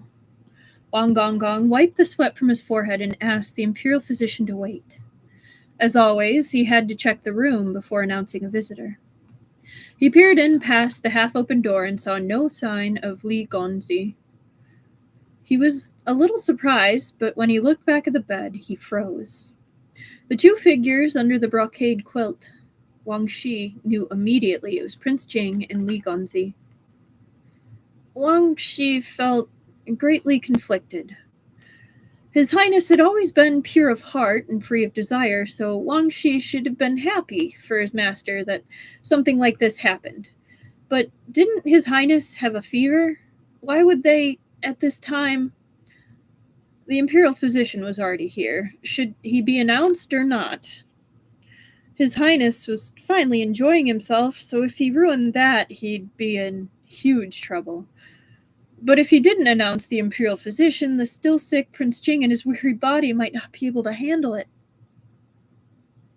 Wang Shi was worried about what the Imperial Physician might walk in on. I think it was more like he had to check with the prince first. Like, it's just polite, like, respect, I think, aspect. But, I mean, maybe. Kind of like, I know it's different time period, place, but like with Victorian era ladies, you had to check first with the lady before a man could enter. So it might be something of that, since it's a prince. I don't know. Interesting thought. Wang Shi closed his eyes. Even if his master blamed him later, he had to do it. He knelt and in a trembling voice said, "Your Highness, the Imperial Physician is here." I don't know. I could be wrong. It might be that. He seemed kind of surprised to see them, so I thought it was more something like that. As soon as Wang Shi spoke, the lips that Prince Jing had kissed several times suddenly disappeared out from under him. Prince Jing looked down. Xiao Yu had turned back into a fish in his arms. He knew that Xiao Yu couldn't transform for very long, so he hadn't planned on doing anything else. But when he saw the black and gold fish on his chest, Prince Jing still paused for a moment, feeling like this scene was somehow familiar. But he didn't have much time to think about it. He had to handle the fish first. Prince Jing took out a jade bell from under his pillow and rang it. Wang Shi let out a sigh of relief. His Highness was willing to see the Imperial Physician and asked him to wait outside. After all, with Li Gonzi here, he had to clean up first. So he thought now he thinks they totally did the deed. I don't know. His Highness, he couldn't let the Imperial Physician in just like that. Wang Shi respectfully exited and closed the door for Prince Jing. Once Wang Shi had left, Prince Jing stood up, fish in hand, already very experienced at carp spirit wrangling. He put the sleeping fish in the fish tank, wrapped him in the gold leaf blanket, and patted him on the head, smiling slightly. The fish, sleeping without a worry in the world, blew a bubble. I love how doting he is, even when he's like, I mean, I was planning for other things, but, I guess you turned back into a fish. Finished, with nothing out of place, Prince Jing lay back down in his bed. He rang the jade bell again to let Wang Shi and the Imperial Physician in. Wang Shi came in, his gaze wandering and his thoughts confused. His Highness was there, but where was Li Gonzi? There hadn't been much time, and he had been on guard outside. Where could Li Gonzi have gone? Prince Jing's gaze swept over to him, and Wang Shi immediately stopped his random guessing. When Li woke up, he was in the porcelain fish tank again. Recalling that he'd been so exhausted from taking care of a patient that he'd accidentally fallen asleep, he was speechless. He'd been too careless. What if Prince Jing and Wang Gong found out? Thank goodness Prince Jing was asleep with a fever and hadn't seen him. He probably woke up in the fish tank because he'd turned into a fish next to Prince Jing's bed, and when Wang Gong returned and saw him, he must have put him back in the fish tank. I love the leaps of logic that Liu has when he's thinking like, oh, my secret's still safe. To be fair, like with Wang Gong, that's a possibility that might actually happen, but I do love his leaps of logic. The imperial physician had already left, and Liu heard Wang Shi telling the other servants that Prince Jing's wound had opened again, but fortuitously, it was dealt with in time. There shouldn't be any serious issues if he looked after it carefully. That was good. Liu's worries lightened considerably. But he kept shaking his head. Did his mouth get bitten by something? Why did it kind of hurt? Oh, he's a nipper.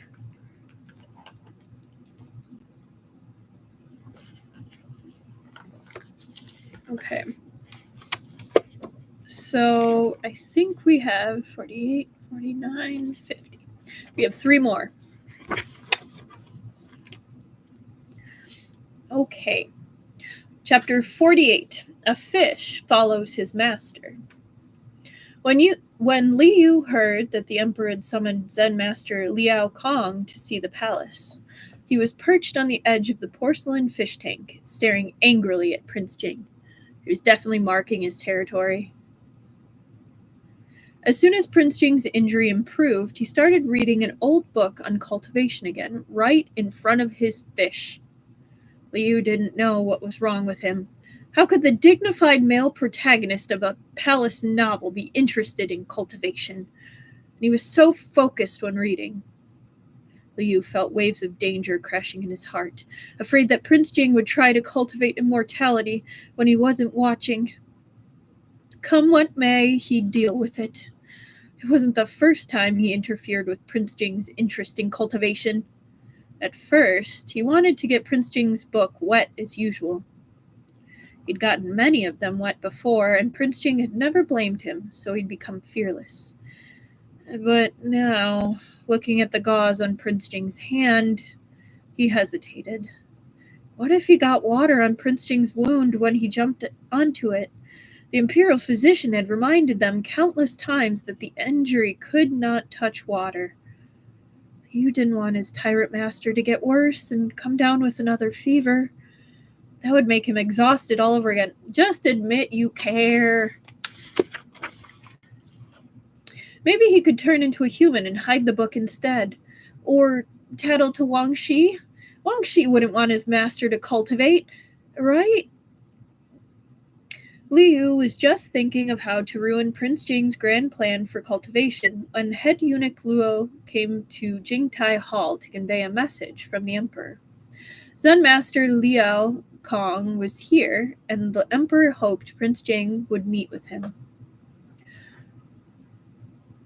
Head eunuch Luo whispered something into Prince Jing's ear, and Prince Jing glanced at Xiao Yu calmly before agreeing. Meanwhile, Liu was a little panicked at the mention of Liao Kong's name. If his memory served him right, Zen master Liao Kong was the head monk of Hu Guo Temple. In the novel, he was a monk with a transcendent status. When Prince Jing became a tyrant, Liao Kong had tried to persuade him to show more leniency. Though Prince Jing had already become quite the despot, he wasn't able to kill Liao Kong, which showed how powerful he really was. But in the original novel, Liao Kong had only appeared to persuade Prince Jing. Why did he want to meet with Prince Jing now, when Prince Jing was fine? Liu never considered his own role in all of this. Since Prince Jing had been reading a lot of books on cultivation, had he changed his mind about cultivation? Had he seen through the mortal world and decided to follow in Liao Kong's footsteps to become a monk? For a male protagonist of a palace novel who never played by the rules and wanted to cultivate all the time, it was totally possible. Noticing that Prince Jing was about to go to Xianqing Palace, Liu jumped out of the fish tank and into the crystal bottle. He wanted to go too. Liu secretly decided that if Prince Jing mentioned becoming a monk to Liao Kong, then he would cause trouble in Qianchao Palace and ruin those plans. Prince Jing wasn't planning on leaving him behind. As he put Xiao Yu into the crystal bottle, though, he felt that his fish somehow seemed to have a murderous aura about him today. That's kind of funny. When Prince Jing arrived at Xianqing Palace, the Emperor and Liao Kong had just finished with some small talk. Prince Jing greeted the Emperor, and Liao Kong stepped forward and nodded slightly to him.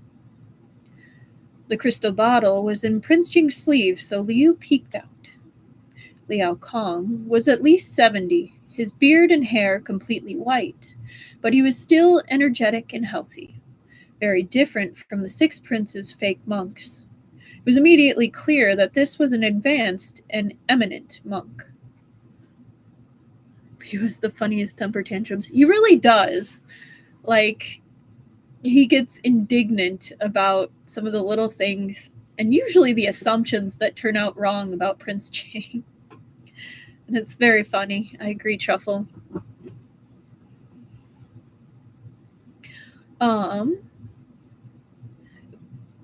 Liu only looked for a moment, but somehow Liao Kong's fiery gaze turned towards him. Damn, this was a truly powerful monk. Would he be able to tell that he was a transmigrated fish? Liu was shocked and didn't dare to peek out again. Prince Jing covered his sleeves instinctively, blocking Liao Kong's line of sight.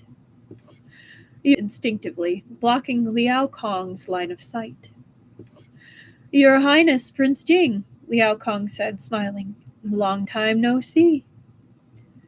Prince Jing frowned and nodded. The Emperor was quite excited. Liao Kong's arrival brought back memories for him. The Emperor rubbed his hands together and said, Tianqi, do you remember Liao Kong? You fell into the water when you were a child, and you were in danger, as your fever wouldn't go down. The imperial physicians were helpless, and Liao Kong just so happened to be in the palace at that time. I didn't know what to do, so I asked Liao Kong to come see you. Thankfully, he knew of an old method that could reduce fever. He also told me that you would be lacking water in your life, so I changed your name and prayed. After that, your condition took a turn for the better, and you made a full recovery. Clearly emotional, the Emperor added, They say that those who survive a disaster will be met with good fortune in the future. I still remember the pond you fell into. At the time, it was glittering with a dazzling golden light. Because of what Liao Kong said, I chose the name Qi for you. It was the first time Prince Jing had heard the Emperor talk of such things. All he knew was that before he turned 3, his name was Tianjing, and afterward it was Tianqi. When he was given a title as an adult, the Emperor gave him the word Jing, returning his name to him. But he barely remembered his fever that year, much less the matter behind it. The Qi in Mu Tianqi is blank, meaning a pool or pond. Okay. Since he couldn't sneak any more peeks, Liu had opted to listen instead. He was stunned. Could it be that the illusion wasn't just an illusion, but somehow had happened to Prince Jing in the past? From what the Emperor was saying, it seemed the plump little prince really did fall into the water and came out of it with a persistent high fever. But in the illusion, Liu was there. In reality, Prince Jing had not been as lucky and probably had to drift to shore himself. Picturing the boy's round body floating alone, Liu found it quite tragic. At the time, it must have been very dangerous. If even the imperial physicians were helpless against such a high fever, it had to have been a life-threatening situation for a toddler. The Emperor asked for a monk instead of a physician and changed his name in the hopes of changing his fate. Desperate times called for desperate measures. I wasn't really picturing it before, but that is definitely one of parents' fears, like when they're that age, is when you have a sick baby, it's terrifying. Liu hadn't yet realized what the golden light the emperor mentioned was. How could there be a light in a pond? It was probably reflected from somewhere else. Anyway, he had guessed right. Prince Jing's name used to be Tian Jing. It was fortunate that Liao Kong had been around to prompt the emperor, Liu suddenly thought. If the emperor had gotten too creative, Prince Jing might have been called Tian Guang or Tian Jin, neither of which sounded as nice as Tian Qi. So the Guang in Tian Guang means light, and the Jin in Tian Jin means gold. The positive connotations of these potential names are very on the nose. Liu probably thinks they would be tacky. It's the worst. That's how you know the emperor is a good one. Yeah. Very true, Peacock Pages. Though Prince Jing didn't remember what happened back then, he still bowed to Liao Kong in thanks at the emperor's reminder. Liao Kong modestly said, "It was but a slight effort. The heavens help the worthy, Prince Jing." "Great master, please don't be humble." After a bout of pleasantries, the emperor finally got to the main subject. He does have his moments.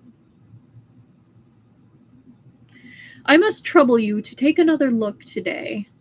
Prince Jing has been raising a fish recently, and I think it's quite good." Oh. Liu finally realized that Prince Jing didn't want to become a monk. The emperor wanted Prince Jing to meet Liao Kong because of his fish. The little carp was a bit troubled. He wasn't afraid of most people, but would an eminent monk like Liao Kong be able to tell that he was a transmigrated fish? Liu decided to hide as much as he could.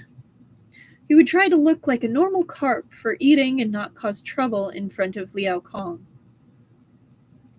Since the emperor had commanded it, Prince Jing calmly took the crystal bottle out of his sleeve and opened the lid in front of the emperor and Liao Kong.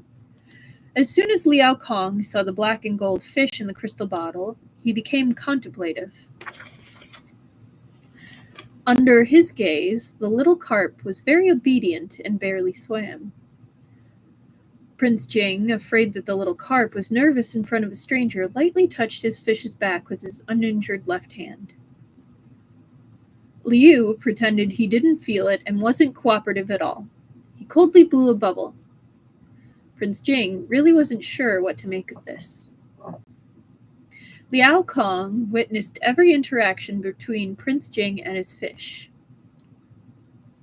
He was silent for a moment before saying to the emperor, "Prince Jing's fish does seem quite extraordinary to me." There was a pause, and before he could continue speaking, Liao Kong suddenly felt two burning gazes, one from the cold-faced Prince Jing, and another from the little carp in Prince Jing's hand that was trying to act dumb. Pets really did take after their owners.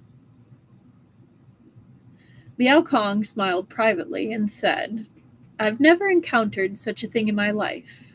This fish..." He stopped purposefully to create suspense, and as expected, Prince Jing's gaze nearly bore holes into him. Liao Kong was over 70, though. When he felt a chill on his neck, he chuckled and said, "This fish is the descendant of a koi. He doesn't look like one now, but he will as time passes." Liu was dumbfounded. He didn't think a monk would have such good insight. He couldn't say that Liao Kong didn't see through him. How else could he know that he would look more like a koi in the future? But he couldn't say that Liao Kong had exposed him. Otherwise, why would he not lay the truth bare? Prince Jing gave Liao Kong a cold glance. As long as he didn't say Xiao Yu was a monster or would turn into a dragon, it was all the same to him. The emperor hesitated before asking, "This fish really is a koi?" Liao Kong nodded. "Yes," he said solemnly. "This type of koi is very rare. His Highness was very lucky to chance upon it." The emperor trusted Liao Kong, and his words were consistent with what the Imperial Astrology Bureau had said. The emperor felt a burden lifted off his shoulders, and he smiled, saying, "No wonder I thought it was auspicious. Turns out it's at least part coy." The third prince had even tried to frame a coy. The emperor was even more disdainful of him than he had been already. Liu still tried his hardest to look like an ordinary carp, silently observing the emperor and Liao Kong's movements. Liao Kong had paused between his words, really giving off the air of a great monk, and he scared Liu several times. But in the end, he announced to the emperor that Liu was actually a coy. In the future, it shouldn't matter how much he changed. Right? Liao Kong looked scary to the fish, but he'd helped him in the end. Luckily, somehow without even trying, Liu had managed to get the approval of both the emperor and Prince Jing. Soon, he could accept the reward from the koi missions. The emperor chatted happily with Liao Kong, while Prince Jing listened quietly. When Liao Kong left, the emperor ordered Prince Jing to see him off. Surprisingly, Prince Jing didn't take the little carp with him this time, and instead asked Wang Shi to take the crystal bottle back to his room first. He still had questions he needed to ask Liao Kong, and he didn't want the carp spirit to know. Oh boy, what's he gonna ask? Once they were alone, Prince Jing bowed deeply. Liao Kong chuckled. "Thank you for trusting me, Your Highness. I hope I did not disappoint you." Prince Jing looked up at Liao Kong and smiled. When Prince Jing had found out about Muti and Xiao's plan to make up a rumor about turning into a dragon, he predicted that things might get out of hand. The longer such rumors went on, the worse it would be. The only solution was to stop the rumors quickly and thoroughly by finding someone who could convince the emperor and completely overturn the rumor. But at first, Prince Jing wasn't sure who he should ask. The emperor trusted Director Sun of the Imperial Astrology Bureau, but it was hard to guarantee that the emperor wouldn't be confused and swayed by the rumors. He couldn't rely solely on Director Sun. Prince Jing then thought of Zen Master Liao Kong from Huguo Temple. The imperial family had established the temple, and the emperor trusted Liao Kong's character. If he had any more doubts, he would definitely ask Liao Kong, so the prince might as well directly ask Liao Kong to help. Everyone knew that Liao Kong was indifferent to worldly affairs and only took orders from the emperor. But they didn't know that Liao Kong had a deep secret friendship with the former Duke of Chang'an, Prince Jing's grandfather. Even though the emperor was the only one who could officially use him, Liao Kong would still run around for his best friend. That's kind of sweet. When Liao Kong responded to the emperor's request to help the fifth prince and his fever, it was partially for the Duke of Chang'an's sake too. Prince Jing had known about this early on, and with the former Duke of Chang'an's assistance, he was able to ask Liao Kong for help this time. Prince Jing had made preparations with Liao Kong early on, and what had happened in front of the emperor just now was only a show to make the emperor's doubts dissipate. There was no one else around, so Liao Kong kept praising him. "With such a mind, Your Highness, you have a bright future." Prince Jing thought he was teasing, so he lowered his eyes and clasped his hands politely. The conversation that followed was more secretive.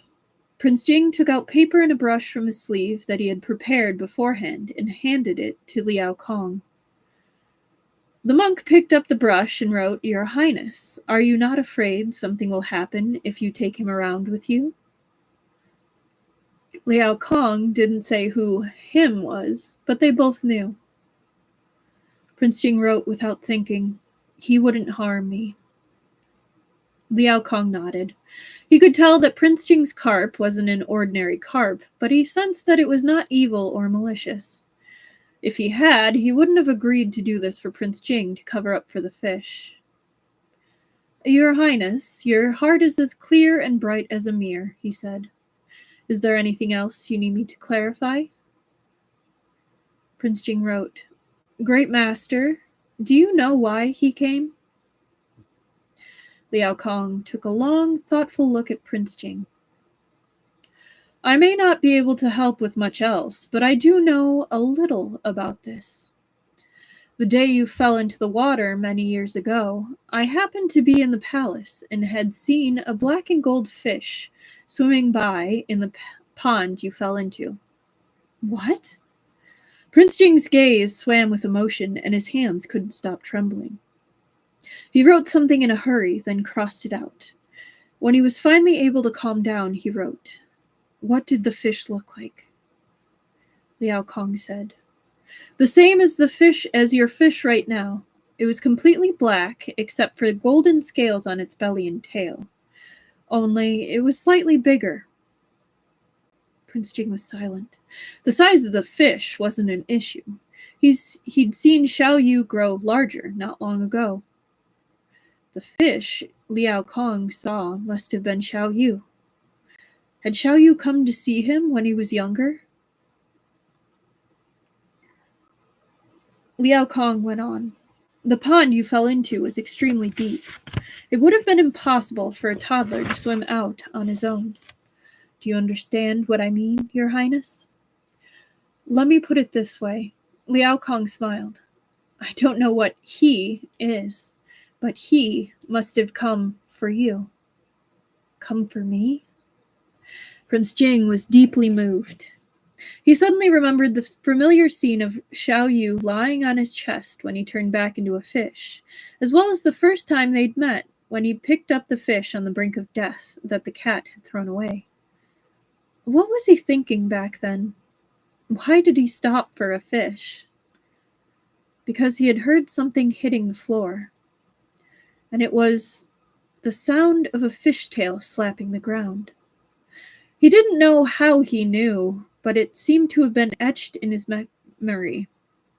The sound of a fish's tail meant the fish was still alive. When the sound stopped, it meant the fish was about to die. So without thinking, he went to save the fish. Prince Jing couldn't help but chuckle. He didn't remember the incident from the past, but the instinct left in him was probably a remnant of that time. Oh no, it's buffering? Okay, I'll reset it. Go ahead and stay. I'll be right here.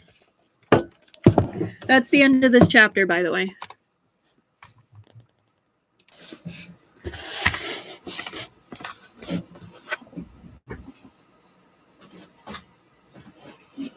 Hey, I'm back. Is that better, Truffle? I reset the stream. Is that better?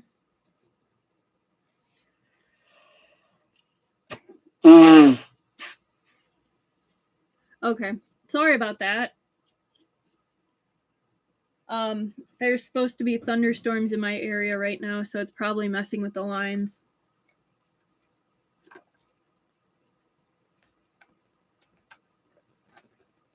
Hopefully it'll allow us to get through the last two chapters.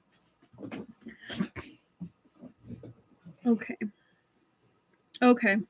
Yeah, as I always say, like, don't worry about, like, telling me. Just go ahead and tell me. I really don't mind resetting it. It doesn't take long.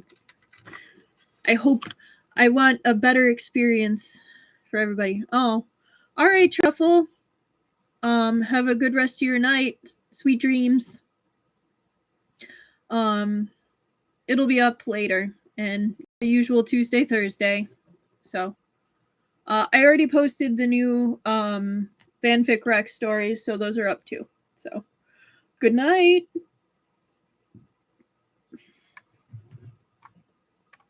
Okay. Chapter 49. Fish turning into a koi. Ever since Liu was given the Koi stamp by Zen Master Liao Kong right in front of the Emperor, he was no longer an ordinary carp for eating. He'd completed the Koi mission, and the reward was waving at him, but Liu still resisted the temptation. Though he was now part of the Koi family, he couldn't change so quickly in front of the Emperor and Liao Kong. It wasn't until a few days after he'd returned to the manor with Prince Jing, once Prince Jing recovered from his injury, that Liu figured he wouldn't draw too much attention. He picked a sunny day and sneakily entered the system to accept the reward. He'd asked the system before if the reward would change his appearance this time too. Liu looked expectantly at the reward and found out that it was mainly divided into two categories. One was the color of his scales, where he could choose from gold, red, green, silver, or purple. The other was a Koi's good luck. The system was stingy and wouldn't increase his good luck for every stat, but was willing to increase it for 3 random statistics. It was all right, Liu thought. He was skilled at comforting himself by now. Increased luck for 3 stats was better than nothing, right? Since the reward was random and he couldn't choose the stats, he chose the color of his scales first. He'd chosen gold before, but the golden scales had just grown on top of his original inky black base.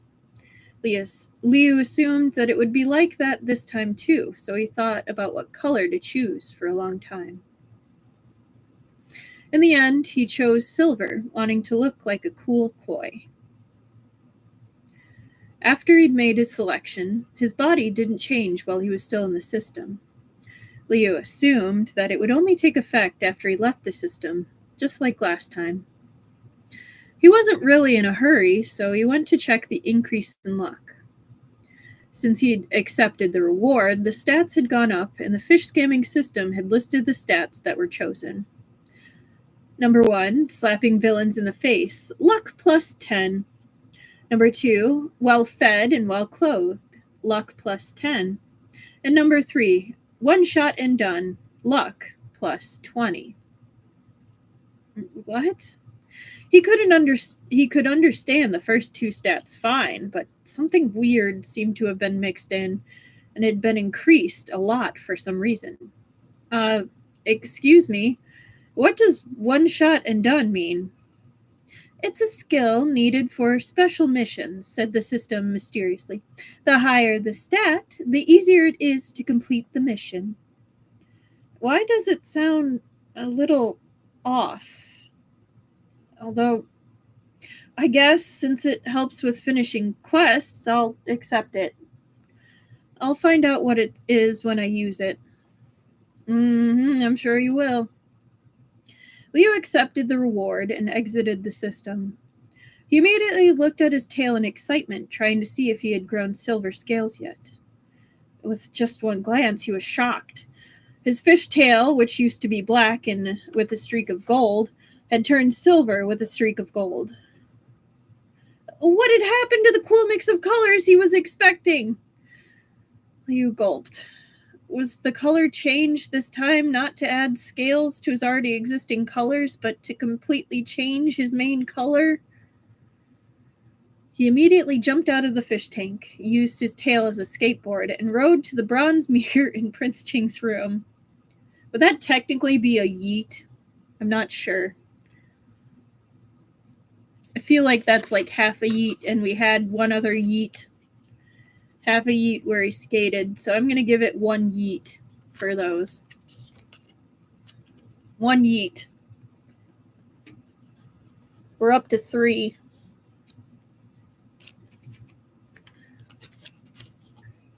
Okay. Skateboarding fish is still a very funny image. It really is. A silver fish slid into frame and faced him in the mirror. From a distance, its silver scales shone like pearls, and its belly and tail still had golden streaks on it. Liu took a deep breath. He'd turned from a black fish into a silver fish. And it wasn't just his new color. He'd become larger and more robust again, growing more and more like a koi, as expected for the rewards of becoming a koi mission. Now he definitely looked like one. This change was a lot more dramatic compared to the time he started growing golden scales. Even if Liao Kong wanted to cover for him now, he didn't know if Prince Jing would be able to help him out. But when he thought about it, black wasn't an option among the choices given. That meant he was never destined to have a normal base color. Liu was a bit worried about how Prince Jing would react. Would Prince Jing be able to accept it if his little black fish disappeared and was replaced with a large silver fish? He didn't dare swim around after his change, so he entered his cave and only left his mouth out in the open. He thought he would slowly reveal himself when Prince Jing came to him. That way it wouldn't be too shocking, right? During this time, Wang Gong came over to feed him. It was the first time he'd ever seen Liu fail to swim around excitedly when he saw his favorite foods. Wang Shi thought it was a bit strange, but he didn't question it and used a jade ruyi to move the food to the mouth of the cave, making it easier for the fish to eat it. Remember that decorative Chinese scepter from last time? The one that means as you desire and is a symbol of good fortune, the thing that looked kind of curved. He's using that again.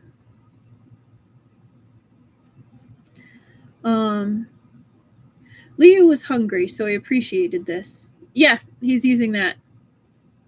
Wang Shi saw the fish mouth flash a bit, and the fish food instantly disappeared. Wang Shi dazedly thought that the fish head seemed to be glowing. Unable to make heads or tails of it, Wang Shi walked away. When Prince Jing came over, he noticed that Xiao Yu had been in the cave for a long time. The usually lively carp wasn't moving at all. Something was fishy. Something was fishy. Prince Jing reached a hand in to pull him out. But even though he managed to get a hold of the fish, Prince Jing wasn't able to remove him. Liu sobbed, "I'm stuck again!" His fish had been stuck before, so Prince Jing guessed that the carp spirit must have had another growth spurt. He immediately ordered his servants to move the ornamental mountain and save the fish trapped inside. When the ornamental mountain was moved out of the way, a fish with glittering silver scales and a pitiful gaze swam out. Prince Jing stared at him. Liu was afraid his tyrant master didn't recognize him, so he blew some friendly bubbles and curled the tip of his newly silver tail around Prince Jing's finger. Prince Jing could see that his fish's color had changed a lot. Even if he was mentally prepared for this eventuality, he still needed time to process it. Liu was left with no other choice. He flipped over to show the golden scales on his stomach. He really was the same fish. It was just that his base color changed. Prince Jing finally recovered from the shock and raised his hand, hesitating, then poked the fish's belly. This was to help you recognize me, not for you to poke. The silver fish turned back over under his hand, and Prince Jing stroked the smooth back of the fish again. Though the black had changed to silver, it still felt the same, and the fish's reactions were the same as well. It was definitely Xiao Yu. The little carp spun around in the water twice. Seeing that his tyrant master had started petting him again, Liu let out a small sigh of relief. But at the same time, his suspicions increased. How come Prince Jing accepted it so quickly? It was just like last time when he grew golden scales and got bigger. Wasn't Prince Jing a bit too calm as a fish owner? He couldn't think of a better description than calm. Maybe this was also part of the protagonist's halo. If Prince Jing gaped in surprise like Yishizi would, his image would be a little ruined. That's harsh. He's always picking on Yishizi. Prince Jing picked the fish up without hesitation and measured him against his arm. His fish had indeed grown larger. Xiao Yu was at least as long as his forearm now. At first, he was a palm-sized little black fish. Then he was a black and gold fish as long as 2 fists. And now he was a silver and gold fish as long as his forearm. What was going to happen in the future? Prince Jing realized that his fish always exceeded his expectations, so he was quite looking forward to it. At least he's positive about it. Since his fish had suddenly grown again, the current tea bowls and fish tanks were no longer usable. Prince Jing took his fish and walked outside to put him in the large pond right outside the room, while he ordered people to quickly bring out larger tea bowls. Prince Jing had thought of this problem the last time his fish got bigger. He was a very far-sighted person. When he was choosing new tea bowls last time, he acquired even larger ones as well, and all they had to do now was retrieve them.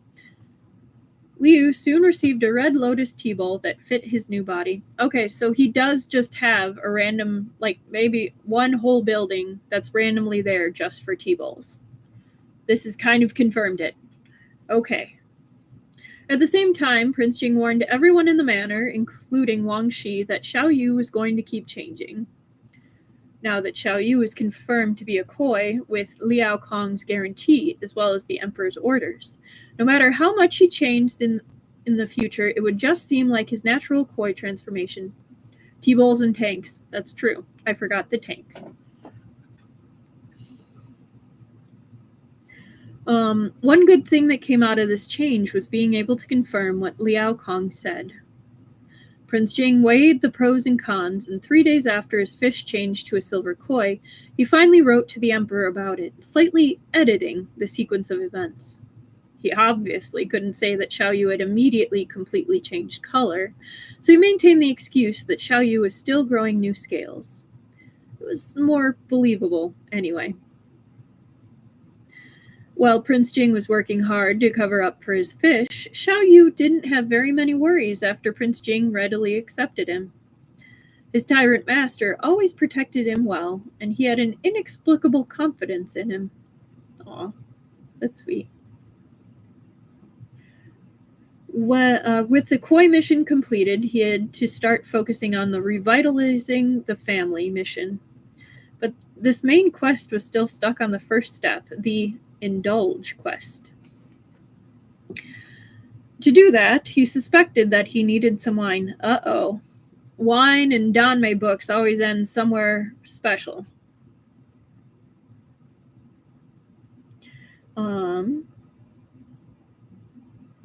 One day, after his major Koi transformation, Liu changed into a human when Prince Jing wasn't around. Remembering that Prince Jing liked to read cultivation books recently, the first thing he did was hide those books so they couldn't be found easily. Then he sought out Wang Shi to settle the wine matter as soon as possible. Wang Gong, may I ask where the wine is? Liu politely asked once he'd located him. He had a gift box in his hand. When asking for a favor, it was necessary to prepare something to show thanks, especially in ancient times. Liu didn't know what he could give as a gift. Most of his belongings came from Prince Jing, so he couldn't give those away. After much thought, he packed a couple of pieces of his favorite desserts, put them in a box, using a red ribbon to tie it prettily. Wang Shi smiled at him, and Liu shoved the box over. Today, he was wearing a pearl-white robe. The collar and hem were embroidered with seemingly endless gold water ripples, and the cuffs were encircled with small jade beads, each the size of a rice grain. The belt was made of a loose, colorful fabric, and he wore silver-patterned white boots.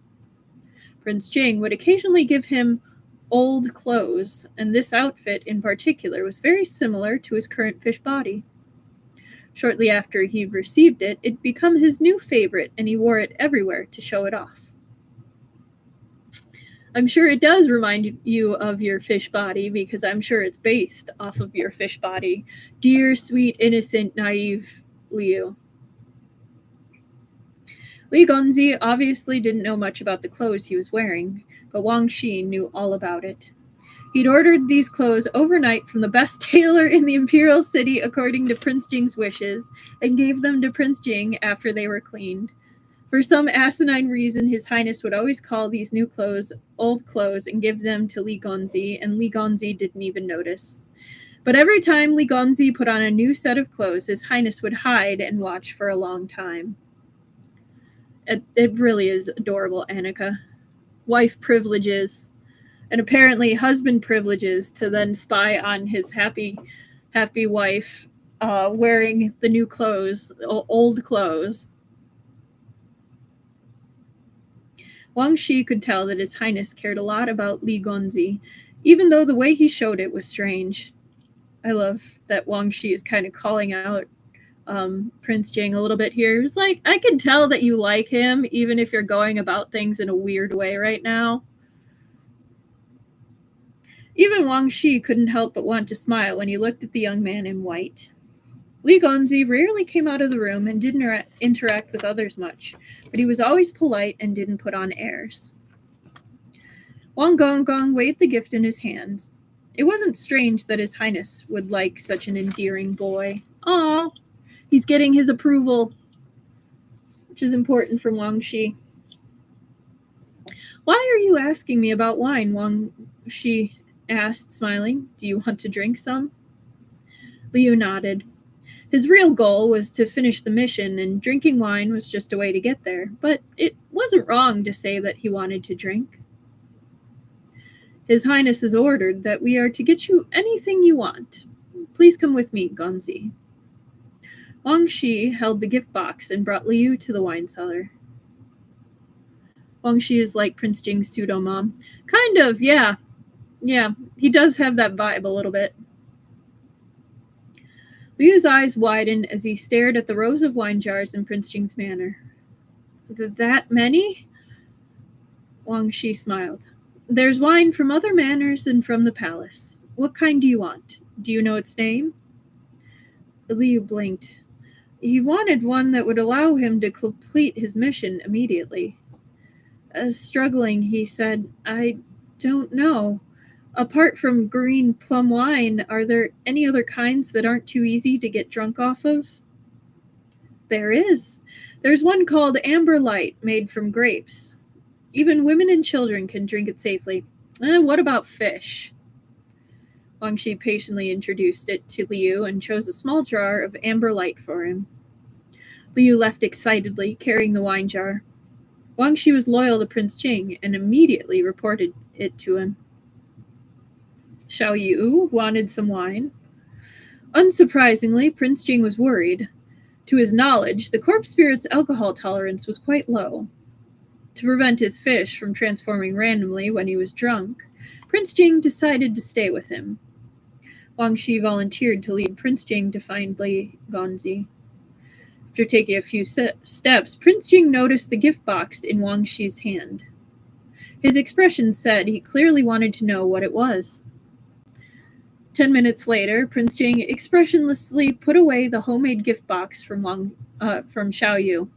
Wang Gonggong held the money that His Highness had given him in exchange, feeling both ashamed and amused. He's like, excuse me? He gave you a gift?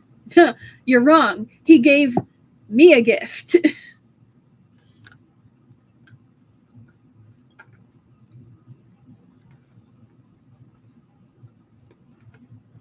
It's like a high school anime where someone makes cookies and he's like, excuse me, I will pay you $500 to give me their cookies.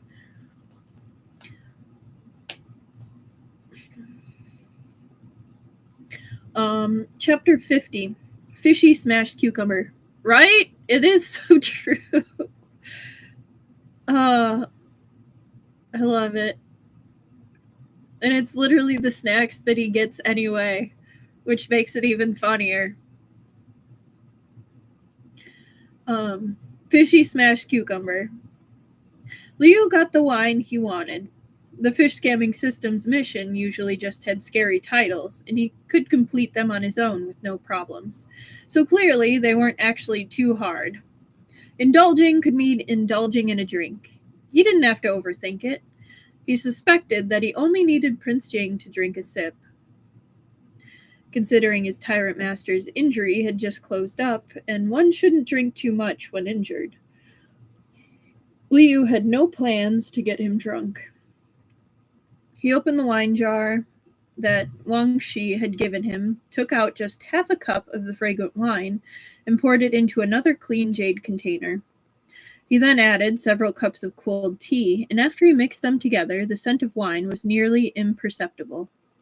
This way, he could complete the mission easily without getting him drunk, and it wouldn't affect Prince Jing's injury. He was probably the best in the world at completing missions. Well, I mean, considering you're probably the only in the world that's working on a mission. You're right!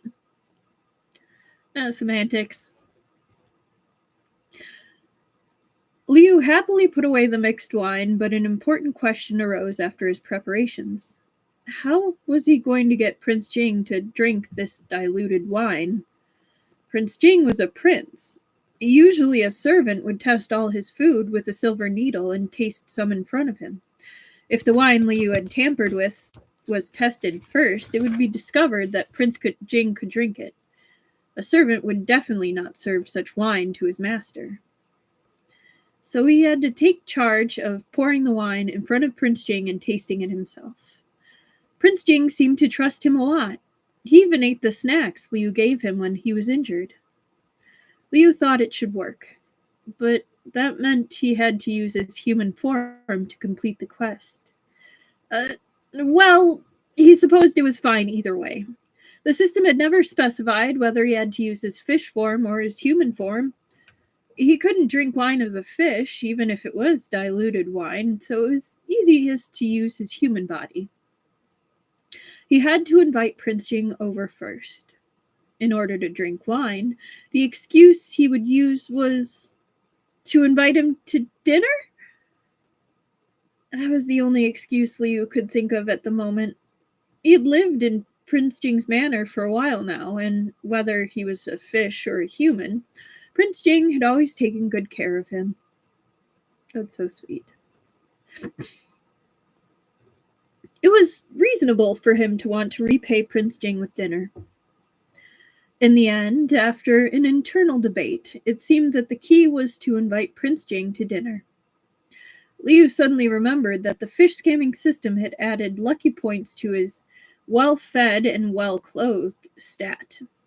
Did that mean he'd suddenly become an excellent cook? Why not use this chance to try it out?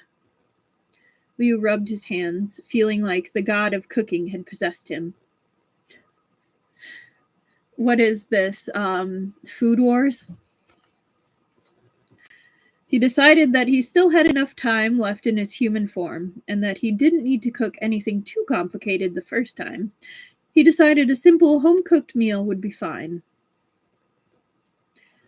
Liu ducked into the manor's kitchen. Prince Jing normally didn't keep him from going anywhere, but as Liu was afraid that he would run out of time in his human form, he hardly ever wandered around. He'd only come out a couple of times, but despite this, a lot of people in the manor already knew him. Among them were the kitchen staff who would make Liu's favorite food.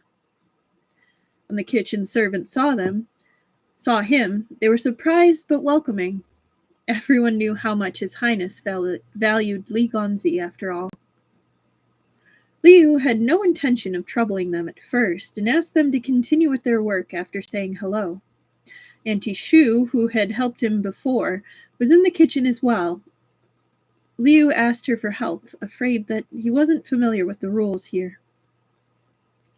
Auntie Xue had been beaten as punishment because of Liu before.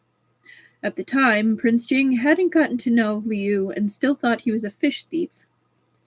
Auntie Xue was punished as a result, and Liu still felt extremely guilty. Once he was able to move freely around in the manor, he'd found her in person and apologized directly. Auntie Xue knew that it was all a misunderstanding and was quite open-minded. She did violate the rules of the manor, so the punishment couldn't be considered unfair. She'd never hold a grudge and didn't blame Liu. Later on, when Prince Jing realized the truth, he increased her monthly wage as compensation, and Auntie Xue said that it was a blessing in disguise. She's a super chill lady. Like, love that. I love that Prince Jing is also just surrounded by good people, too.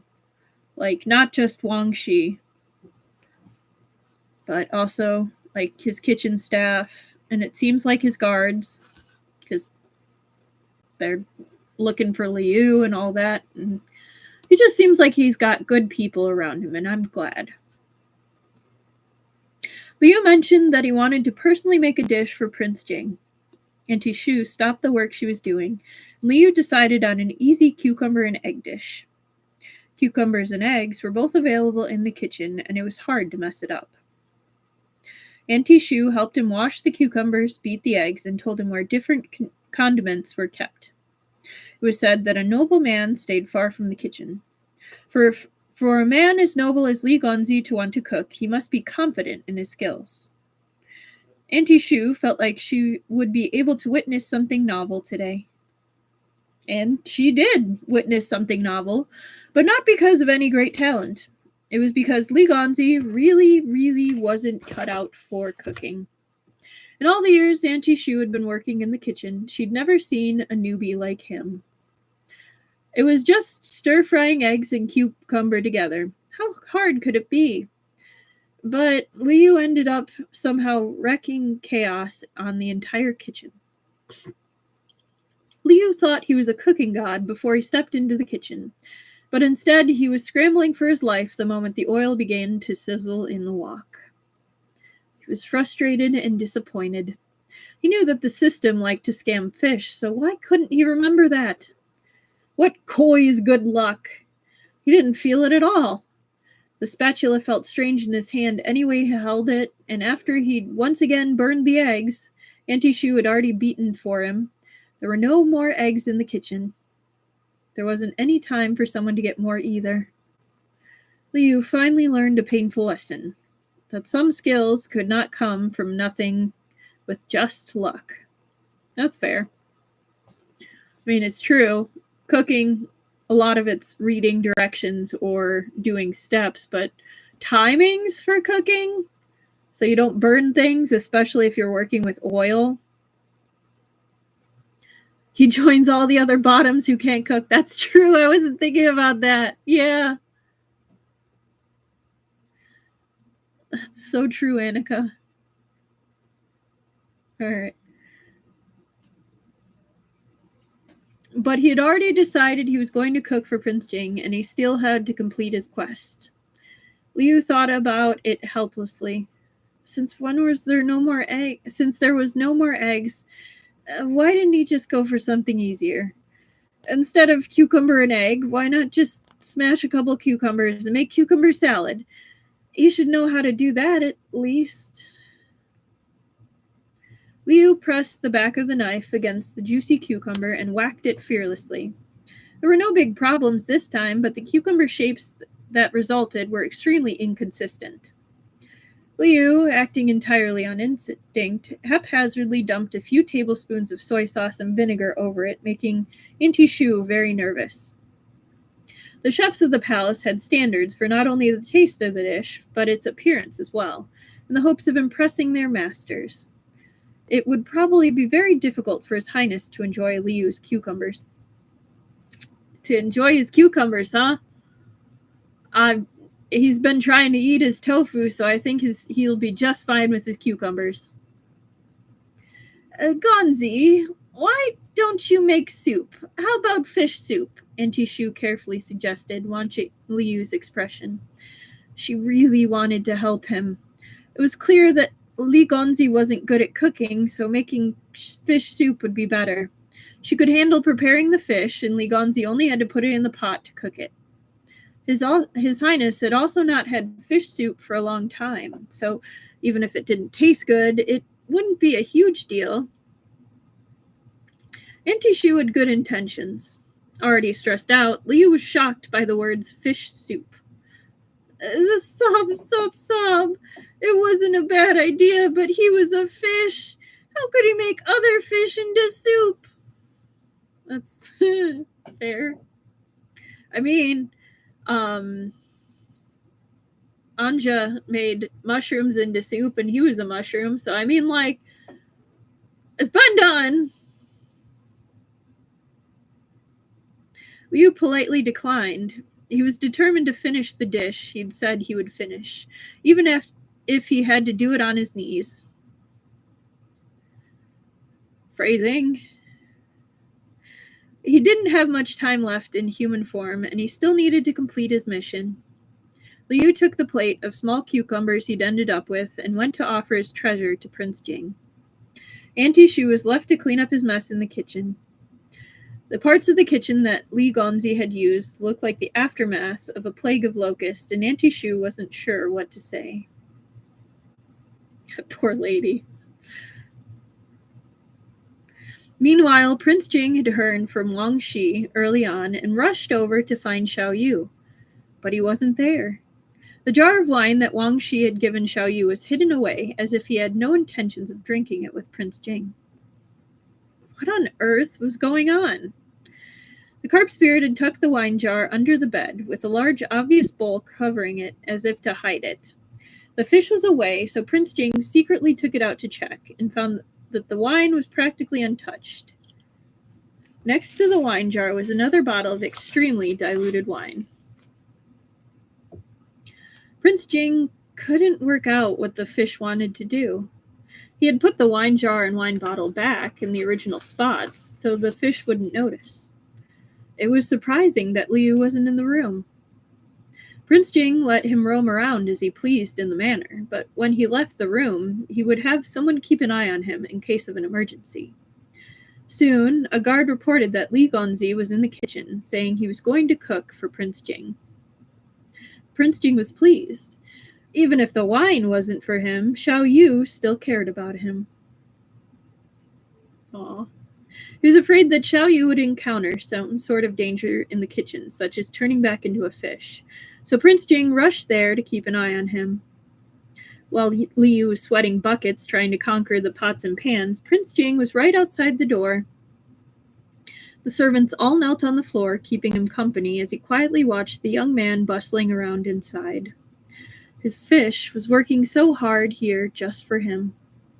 It was impossible for Prince Jing to calm the warm ripples that spread across his heart. So we have a Hua Chong situation. Got it. Liu rushed back to the room carrying his smashed cucumbers. To his surprise, Prince Jing was already sitting casually in the room, as if nothing was going on. Liu smiled nervously. Your Highness, are you free? I'd like to have a meal with you. He was afraid that Prince Jing would refuse him. There wasn't much time left in his transformation, so if he declined, then he would have to wait until next time. And he'd have to smash the cucumbers all over again, too. He was extremely nervous, but Prince Jing nodded without hesitation. Sure. Oh, Your Highness, please wait a moment. It'll be ready soon. Overjoyed, Liu quickly put down the cucumber salad. His meal was actually just one dish, and it really was a bit of a sad sight. That was where the wine would come into play. Liu took the wine bottle out from beneath the bed and smiled sheepishly at Prince Jing. Your Highness, it's not enough to just eat. Let's pair it with some wine. This wine is very light, so it's not a problem. So, the wine was for him after all. Prince Jing smiled, showing that he didn't mind in the least. Liu had been waiting for this moment. He found 2 wine cups and filled them up with the mixed wine, then worked up the courage to take a sip. Everything was in place.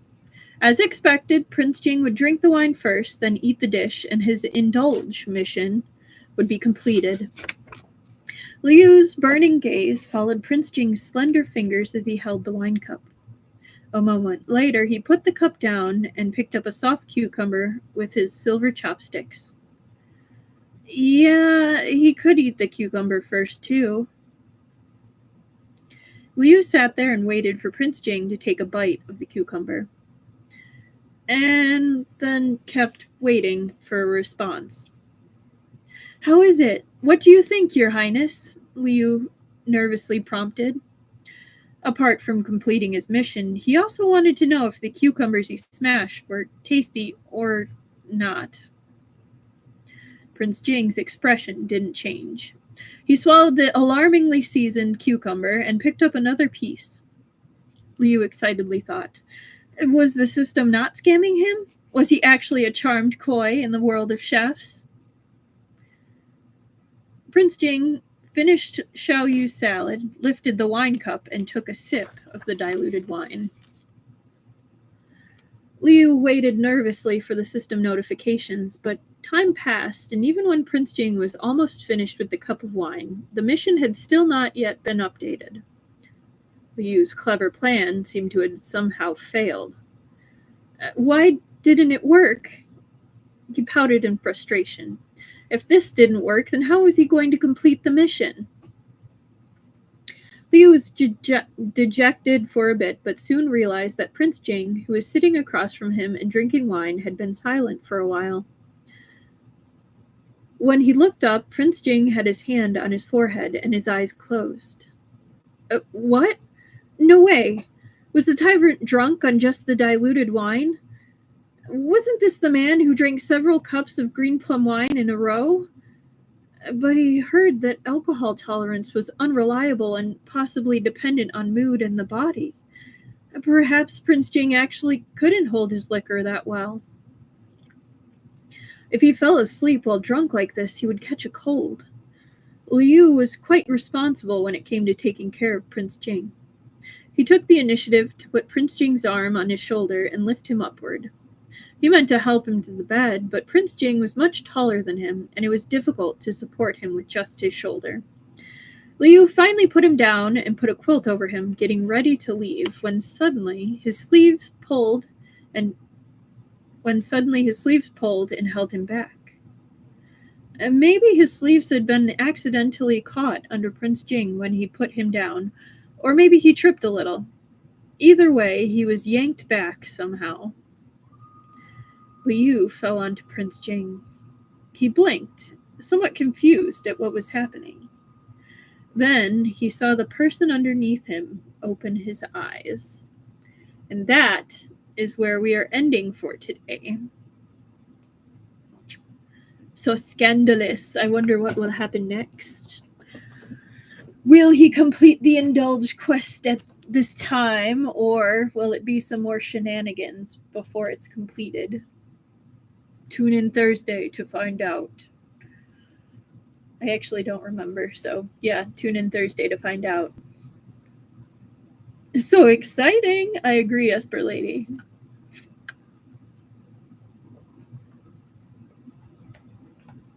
Thank you, Mo Mars Rover. I try. Sometimes I feel like my voice gets really squeaky or nasally, so I appreciate you saying that. Okay. So we are up to a total of 3 yeets so far for this book. We do love some fish shenanigans. That's very true, Annika. But yeah, I had fun. This was a pretty fun read. Had some cute pictures. I think we have a picture pretty soon. It's about right time for it.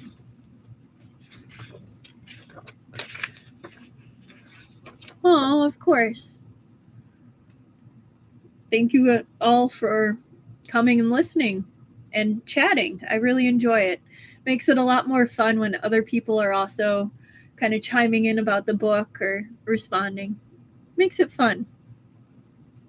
But anyway, I hope you all have a wonderful rest of your evening, both those who are here now and who are listening later. I appreciate you.